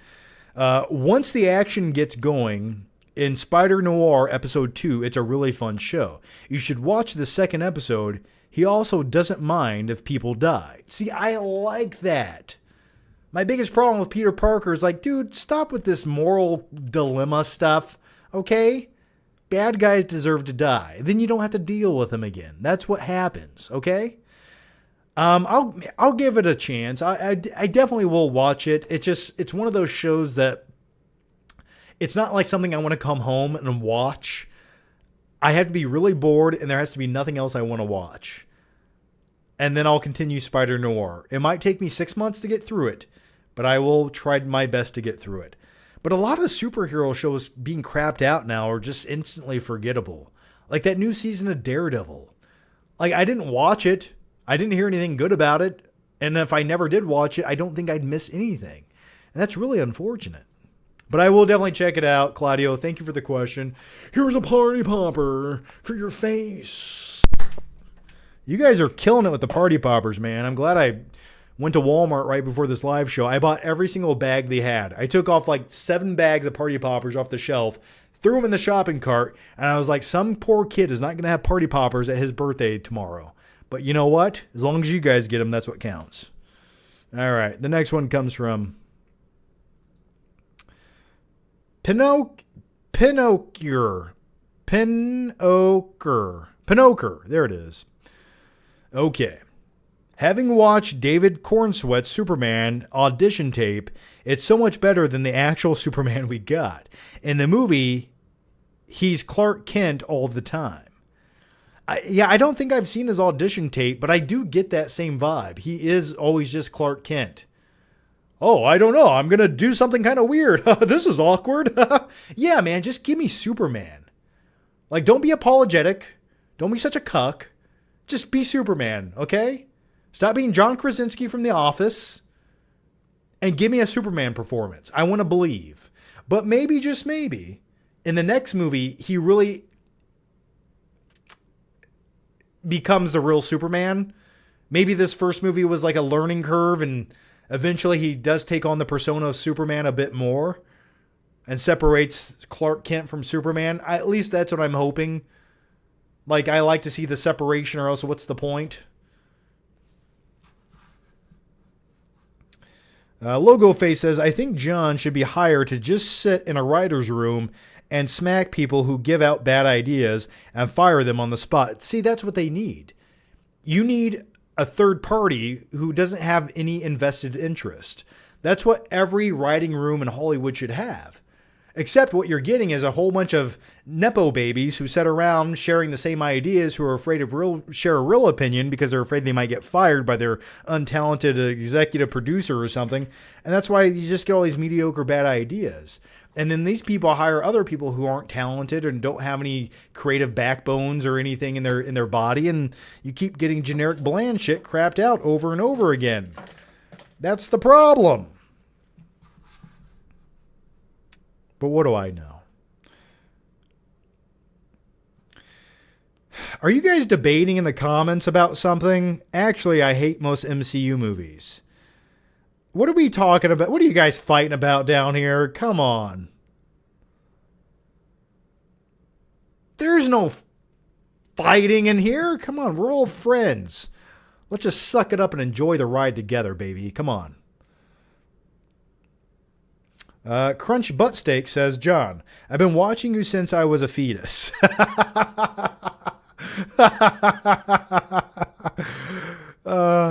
Now my centennial is in August. Whoa, what a ride it's been. That's awesome, man. Well, thank you so much for that. From a fetus to a young man, I like to think I raised you without paying child support, which is even better. So thank you for that, man.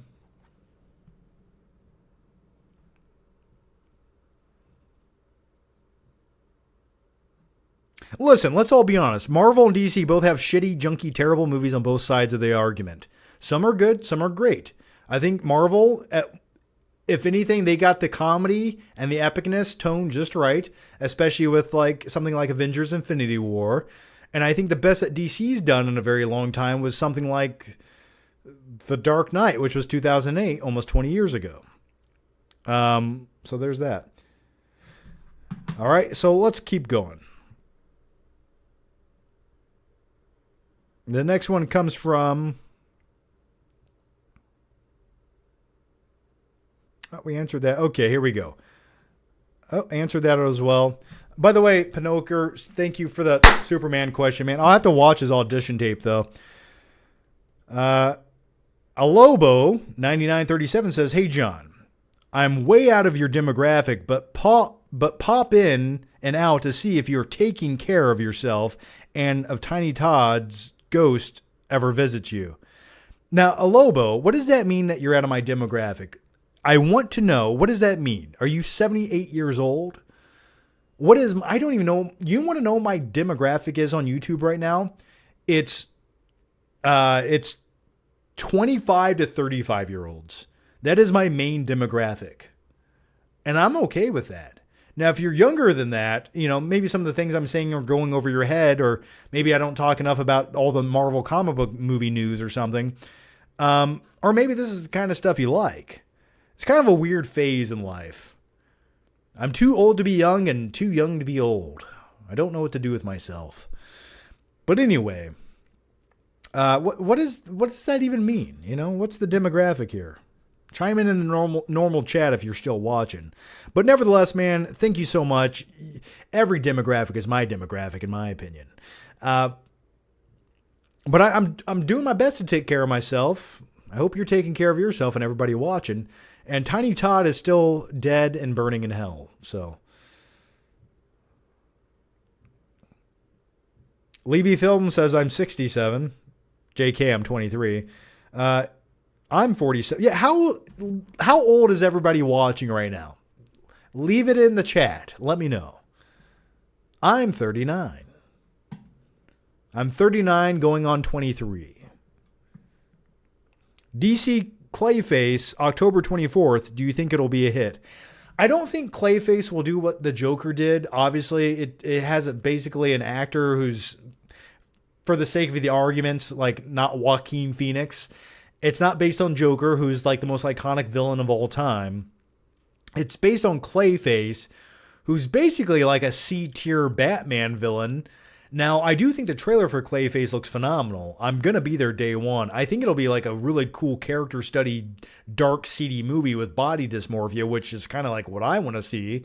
And I think if anything, like DC's doing what I would like to see them do with their IPs that might not be used anywhere else. Like use that IP and make a character study movie out of it. That's awesome.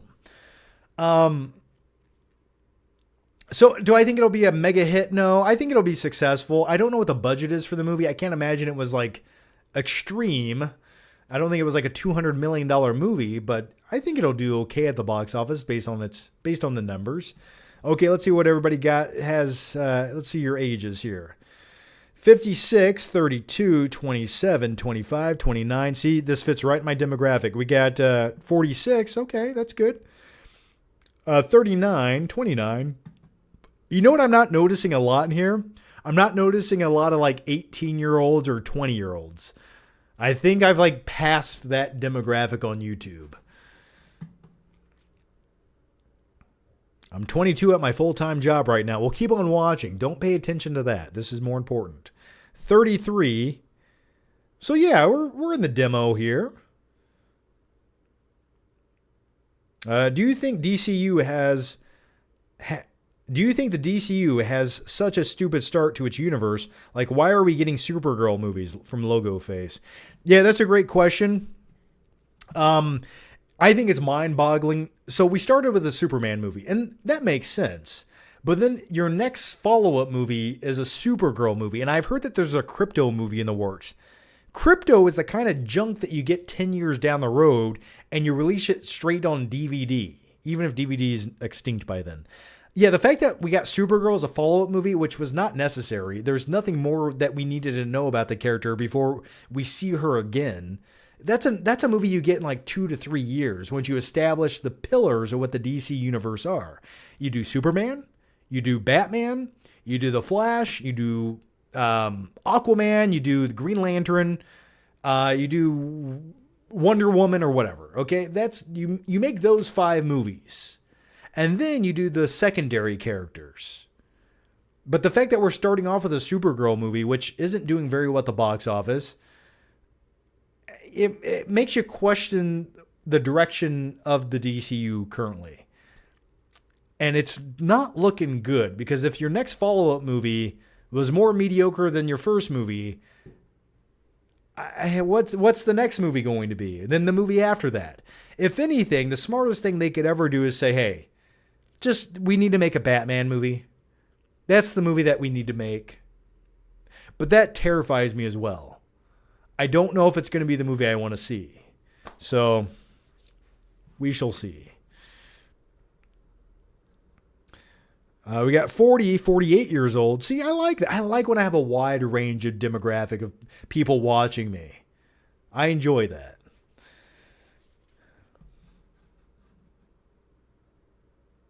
I like to think most of you have grown up with me, right? So, if I started when I was 23 and I'm 39 now, it's been a long run. So, and then one day we're all going to be 67 years old wearing diapers together talking about movies, eating baby food. And I can't wait for that either. Let's go to the next one here. You've been a fan since 2014. Don't you ever leave me. Don't you? I won't leave you if you don't leave me. Some things never change. Some things always stay the same. Okay, I should probably go a little quicker with these. But anyway, thank you for the question, man. Thank you so much. Avocado Balls Johnson says, how bad did those rubber Batman and Bane masks stink before you threw them out? Yeah, they were pretty bad. I think I still have my Bane mask. I need to go up in my garage and find it. It was pretty bad. I washed them out a couple times, but it got to the point where it's just like, there's nothing more you can do here. We're done. You put this thing on your head. Like, basically, my Batman masks had so much bacteria in them at one point that they're basically like, if you would have taken a cotton swab and put it into a petri dish, it would have started a new civilization. Okay? And that's when you know it's time to be done. So yeah, they stunk pretty bad. So anyway, here's a party popper for how bad they stink. When Gotham is ashes, you have my permission for a party popper. All right, let's go to the next one here. And the next one comes from Claudia Rogajon, who says, it's funny, people say Nolan doesn't use much CGI, but even in Batman Begins, the first overhead shot of Gotham is entirely CGI. Was it? I thought he used some practical in there. It might have been. Well, he uses limited amounts of CGI. He's not using blatant CGI. At the end of Batman Begins, when the monorail flew off the tracks and crash landed into the parking garage that clearly looked like a model. I liked that. Or in The Dark Knight, where the Batmobile, the tumbler, flips over like 7 times, but it cuts to a model, and you can clearly tell the model was like done flipping over that way, but in the next shot it still keeps going. And it looks like a model. It looks cool, but it looks like a model to me, which is fine. He uses enough practicality. I'm okay with a little CGI. You have to use a little. Like when the Batpod transforms, it's got some CGI on there. When it comes to The Dark Knight, though, the biggest crime against humanity when it comes to like CGI and green screen in that movie, the thing I hate most, and I'll show you right here.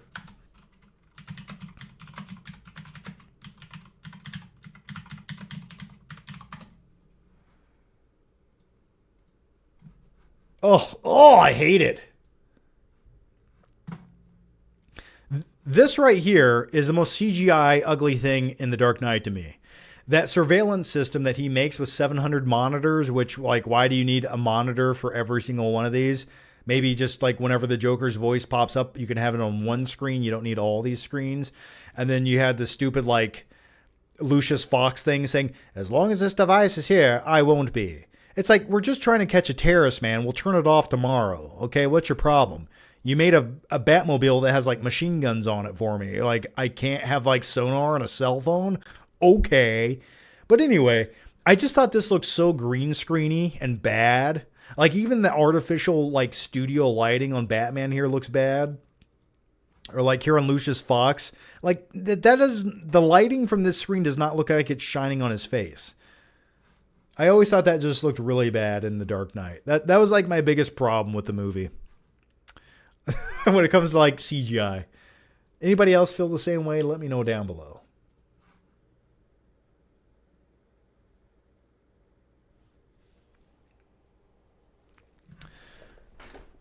John was always light years better than Stockman. Hey, I'll take any compliment I can get, man.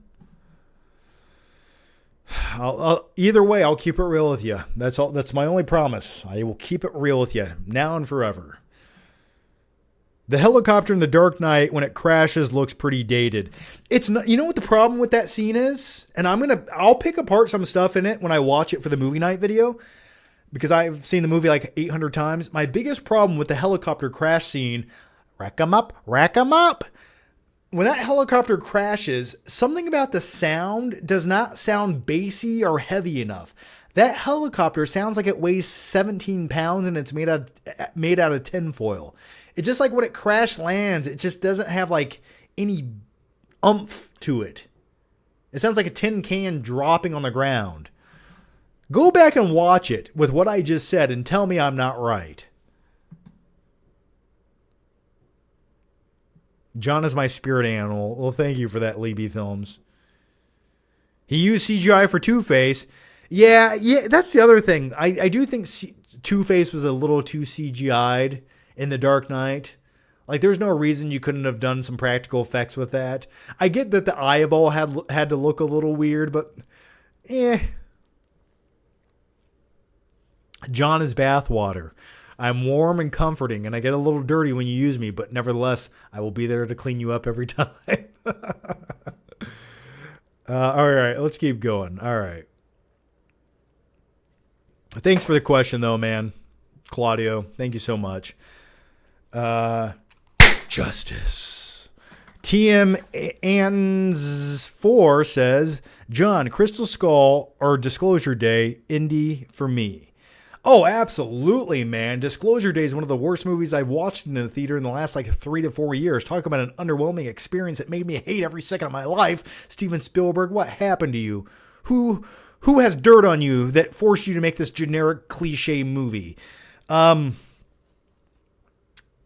I'd rather watch Crystal Skull. It's terrible, it's bad, it's dull, it's digital, but like at least I'm watching Harrison Ford do some stuff with big plastic alien skulls. It's pretty bad.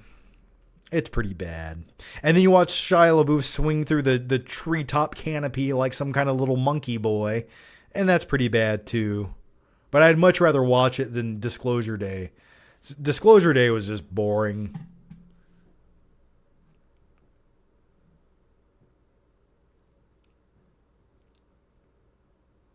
Maggie Gyllenhaal slows it down. Yeah, but they had to replace Katie Holmes with someone who kind of looked like her. So what can you do? Hey, she blew up and died. There you go. All right. The next one comes from Enriqueum GM. You know I can't read, man. Spy Game 2001. Love it. Do you? I have not seen Spy Game 2001 since the early 2000s. I remember having it on DVD. I don't remember a lot about it. Spy Game. I don't remember a lot about it. It was Robert Redford, right? That's all I remember. I did like that Robert Redford movie, The Last Castle, where he goes to prison and James Gandolfini plays like the warden of the prison. I thought that was a pretty good movie with Robert Redford, but I don't remember the Spy Games too well. Yeah, so I just don't remember much about it, man.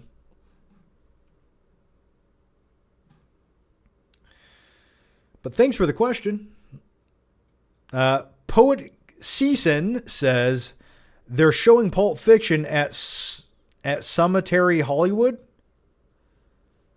What's Cemetery Hollywood?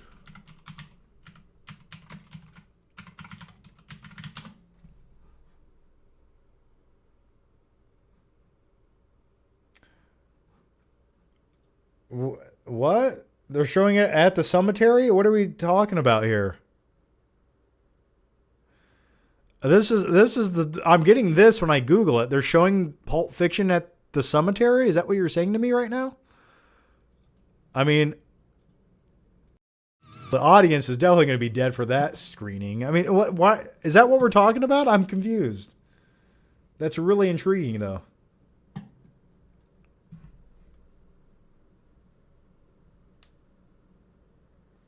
John, have you heard about the Doomsday script leak? Sounds like trash. Dude, I don't believe anything when it comes to script leaks. There might be some truth to it or some nuance. I've seen so many leaks over the past couple months when it comes to like MCU movies and stuff. Listen, here's what you do. You wait for the trailer. You can make some assumptions. We can make some judgments. And then you wait for the movie. That's where I'm at right now. I don't know the script leaks, the ins, the outs, the what have yous on it. So I really don't know. Have we been talking for 2.5 hours? Oh my God. Okay. Let me try to answer a couple more questions here. Yeah, Hollywood Forever. They're showing movies and events there all the time. Oh, my picture said Virginia. Well, is it a cemetery or not?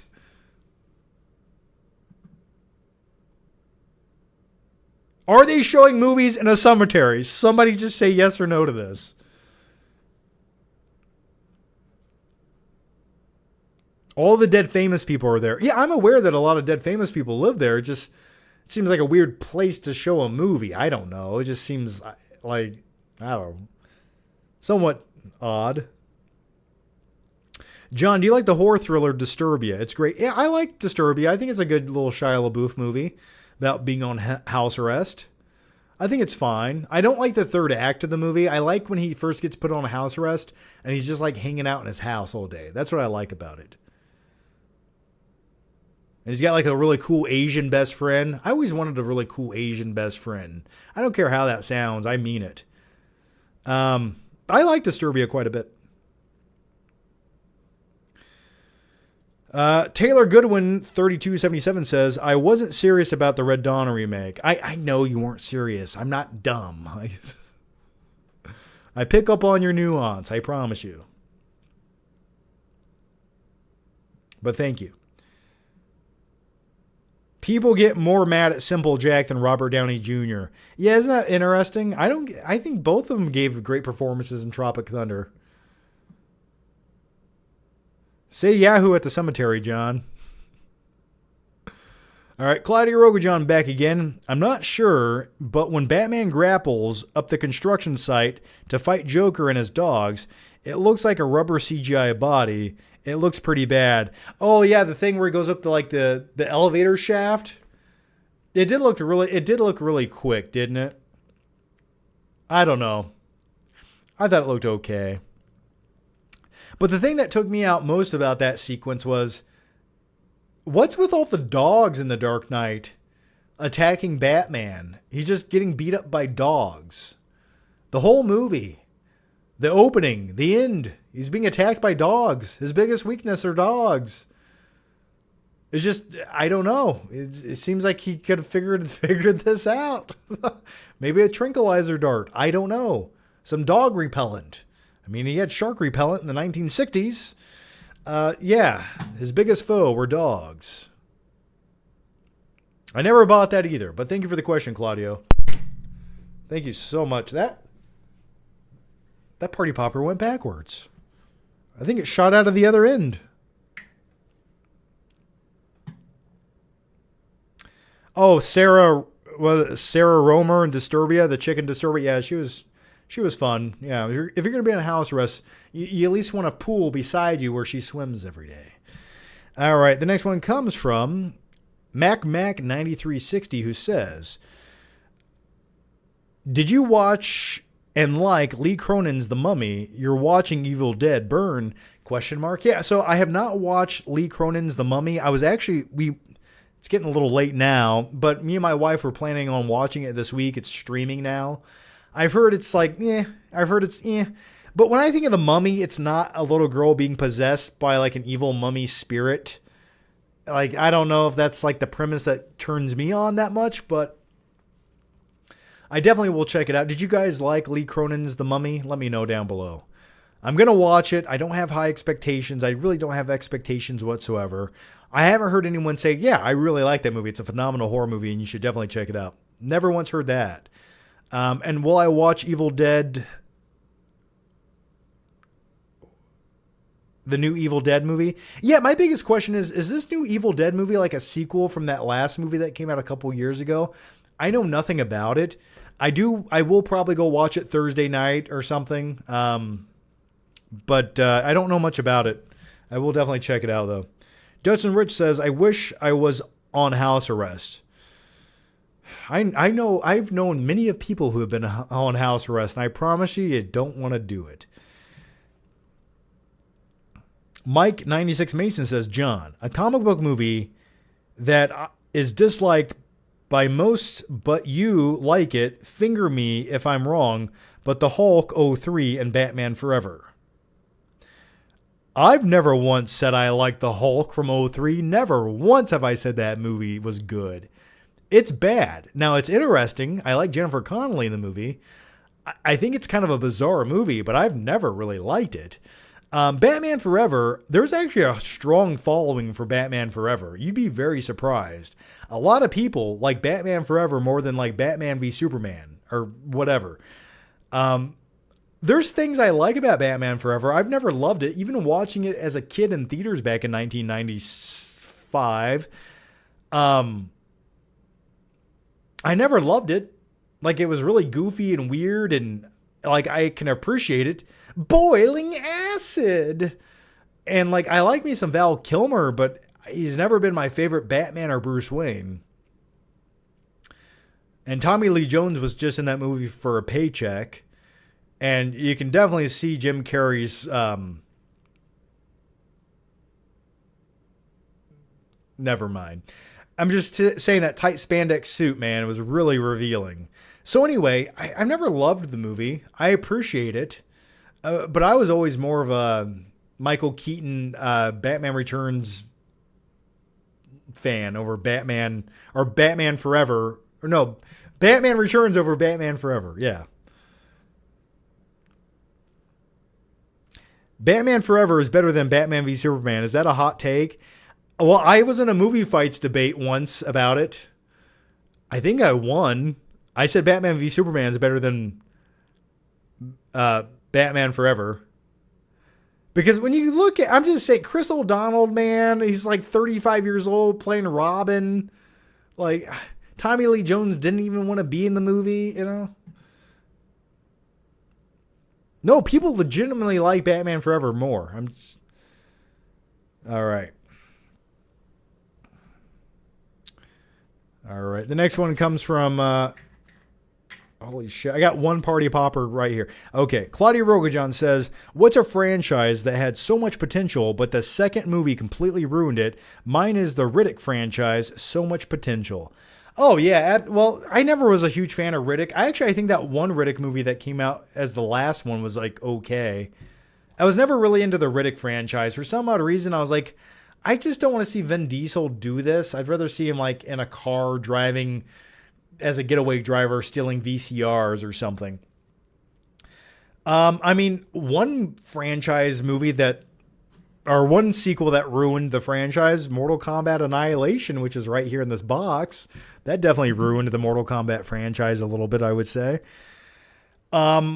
Terminator 3 kind of ruined the Terminator franchise. Terminator 4 definitely ruined the Terminator franchise. And every following sequel afterwards definitely ruined the Terminator franchise. Batman and Robin definitely ruined the Batman franchise. But if that wasn't so bad, we probably never would have got Batman Begins.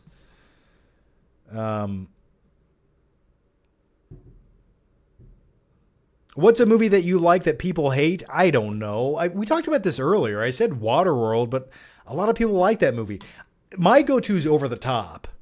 If you don't appreciate Over the Top, then I don't know what to tell you at this point. I think it's a phenomenal movie. Everyone should watch once. Did I like Mortal Kombat 2? I talked about that a few live shows ago. I liked parts of it, but I thought it was kind of like bland and boring, and they wasted all the potential that they had with Carl Urban in that movie. Like, I was like, okay, they're making a Mortal Kombat movie. It's focusing on Johnny Cage. He has the charisma. He's interesting. Carl Urban is a good casting choice. And then he kind of becomes a secondary character for the boring, bland Katana character who, like, I don't even remember what was happening in that movie. And then it felt really underwhelming. It felt like the movie didn't have enough money for what they needed to do. And in the new Mortal Kombat movie, all the big epic fight scenes that they had, there was like one or two that were okay, but they weren't like anything that memorable. And all the music sort of like didn't stand out. I think it had a really bad score, if anything. I just thought it was kind of blah. I enjoy Wild Hogs, even though it's terrible. Hey, that's fair enough. Star Wars 7 ruined the Star Wars films for me. That's fair. Yeah, Joss Whedon's Justice League definitely ruined everything that universe had to offer. I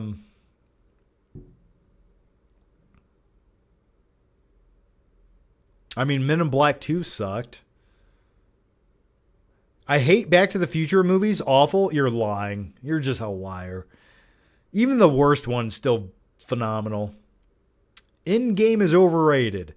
I like Endgame. I've seen it too many times, though, at this point. Logo Face says, who would you cast if you were to make a Fight Club? If I were going to make like a remake of Fight Club? I don't know, man.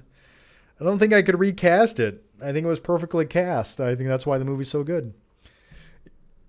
Even Jared Leto in that movie was perfectly cast. And you're too fucking blonde. 2 pairs of black boots, 2 pairs of black shoes, two white t-shirts. You like Terminator 4? Now, Terminator Salvation had a few redeeming qualities, but overall, casting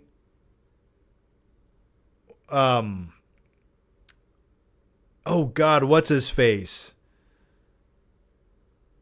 From Avatar, Sam Worthington, yes. He was not the right casting choice for that movie. He ruined Terminator Salvation. There, I said it. Yeah, Spider-Man 3 definitely ruined the franchise as well. Spider-Man 3 was one of the worst theater experiences I had in my life. I've shared that story multiple times. But anyway, Claudio, I hope that was a sufficient answer. Thank you for the question. And the last, I'm going to answer just 1 or 2 more questions, guys. So don't ask me any more super chats or anything because I don't want to leave you hanging. A glitch in the code says, you said Superbad made you think you and your best... You said Superbad... You said Superbad made you think of you and your best friends in high school.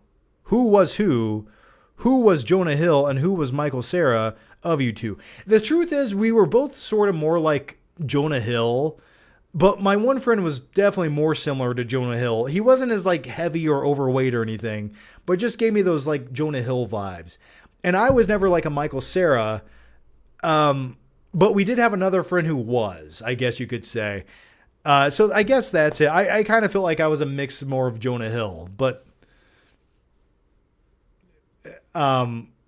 we definitely weren't as awkward, like talking to girls or stuff like that. But the hangout and the camaraderie and like when they're all hanging out and their parents, when he's like sharing the story about, he's like, yeah, this weekend, it was like a really busy weekend. We had a party and there was a man there who said he climbed to a mountain, and it just shows a clip of him at his parents' house, like stealing beer, getting drunk in the basement, watching porn and like sneaking into a strip club.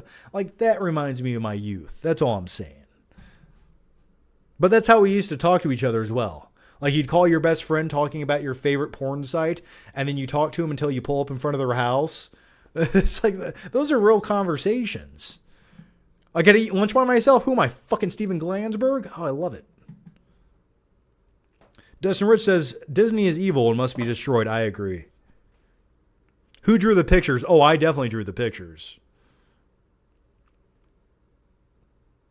I actually, one time, I'm not proud to say, in elementary school, I drew these pictures of like guys with chainsaws, and they literally made me talk to the school counselor because they thought I was disturbed. I was just drawing like funny cartoons with chainsaws. I don't know. I think I had just played Zombies Ate My Neighbors or something. I was drawing like the chainsaw guy. They thought I was like mentally ill. And maybe I am. I'm McLovin. So thank you for a glitch in the code. You get a party popper. There you go. Right to your face. All right, one more question from Claudio. Here we go. Claudio Rogajan says, I forgot about Highlander 2. I don't think I've ever seen Highlander 2. Like, I saw the first one a long, long time ago. I know they're making a new movie of Highlander. It has, it's got Superman in it. Superman. What is his name? We all like him. Henry Cavill, yes. Yes, when you forget who Henry Cavill is, you know it's time to wrap up the live show. Patrick Bateman. All right. Just making sure I didn't miss anyone's questions here. All right, guys, I think I'm going to wrap up the live show right there. We've been talking for 2 hours and 42 glorious, magical minutes. But nevertheless, I do want to say thanks for hanging out. If you want to give the live show a like, definitely do so. It does help me feel better about who I am and what I'm doing in life. And also, if you missed the last live show where we talk all about Toy Story 5, Supergirl, and a whole bunch of other random topics, definitely check out last week's live show that aired last Monday, Sunday, somewhere in there. Definitely check that out if you missed it. As always, guys, I will see you next weekend for a brand new live show. We'll talk all about movies, life, and much more. We'll probably be talking about the new Evil Dead movie and a few other things. As always, have a good night. Have a good week. And try not to let Monday get to you because it's the worst day of the week. I hate it. But nevertheless, thanks for watching, guys. And I'll see you next time. Bye-bye.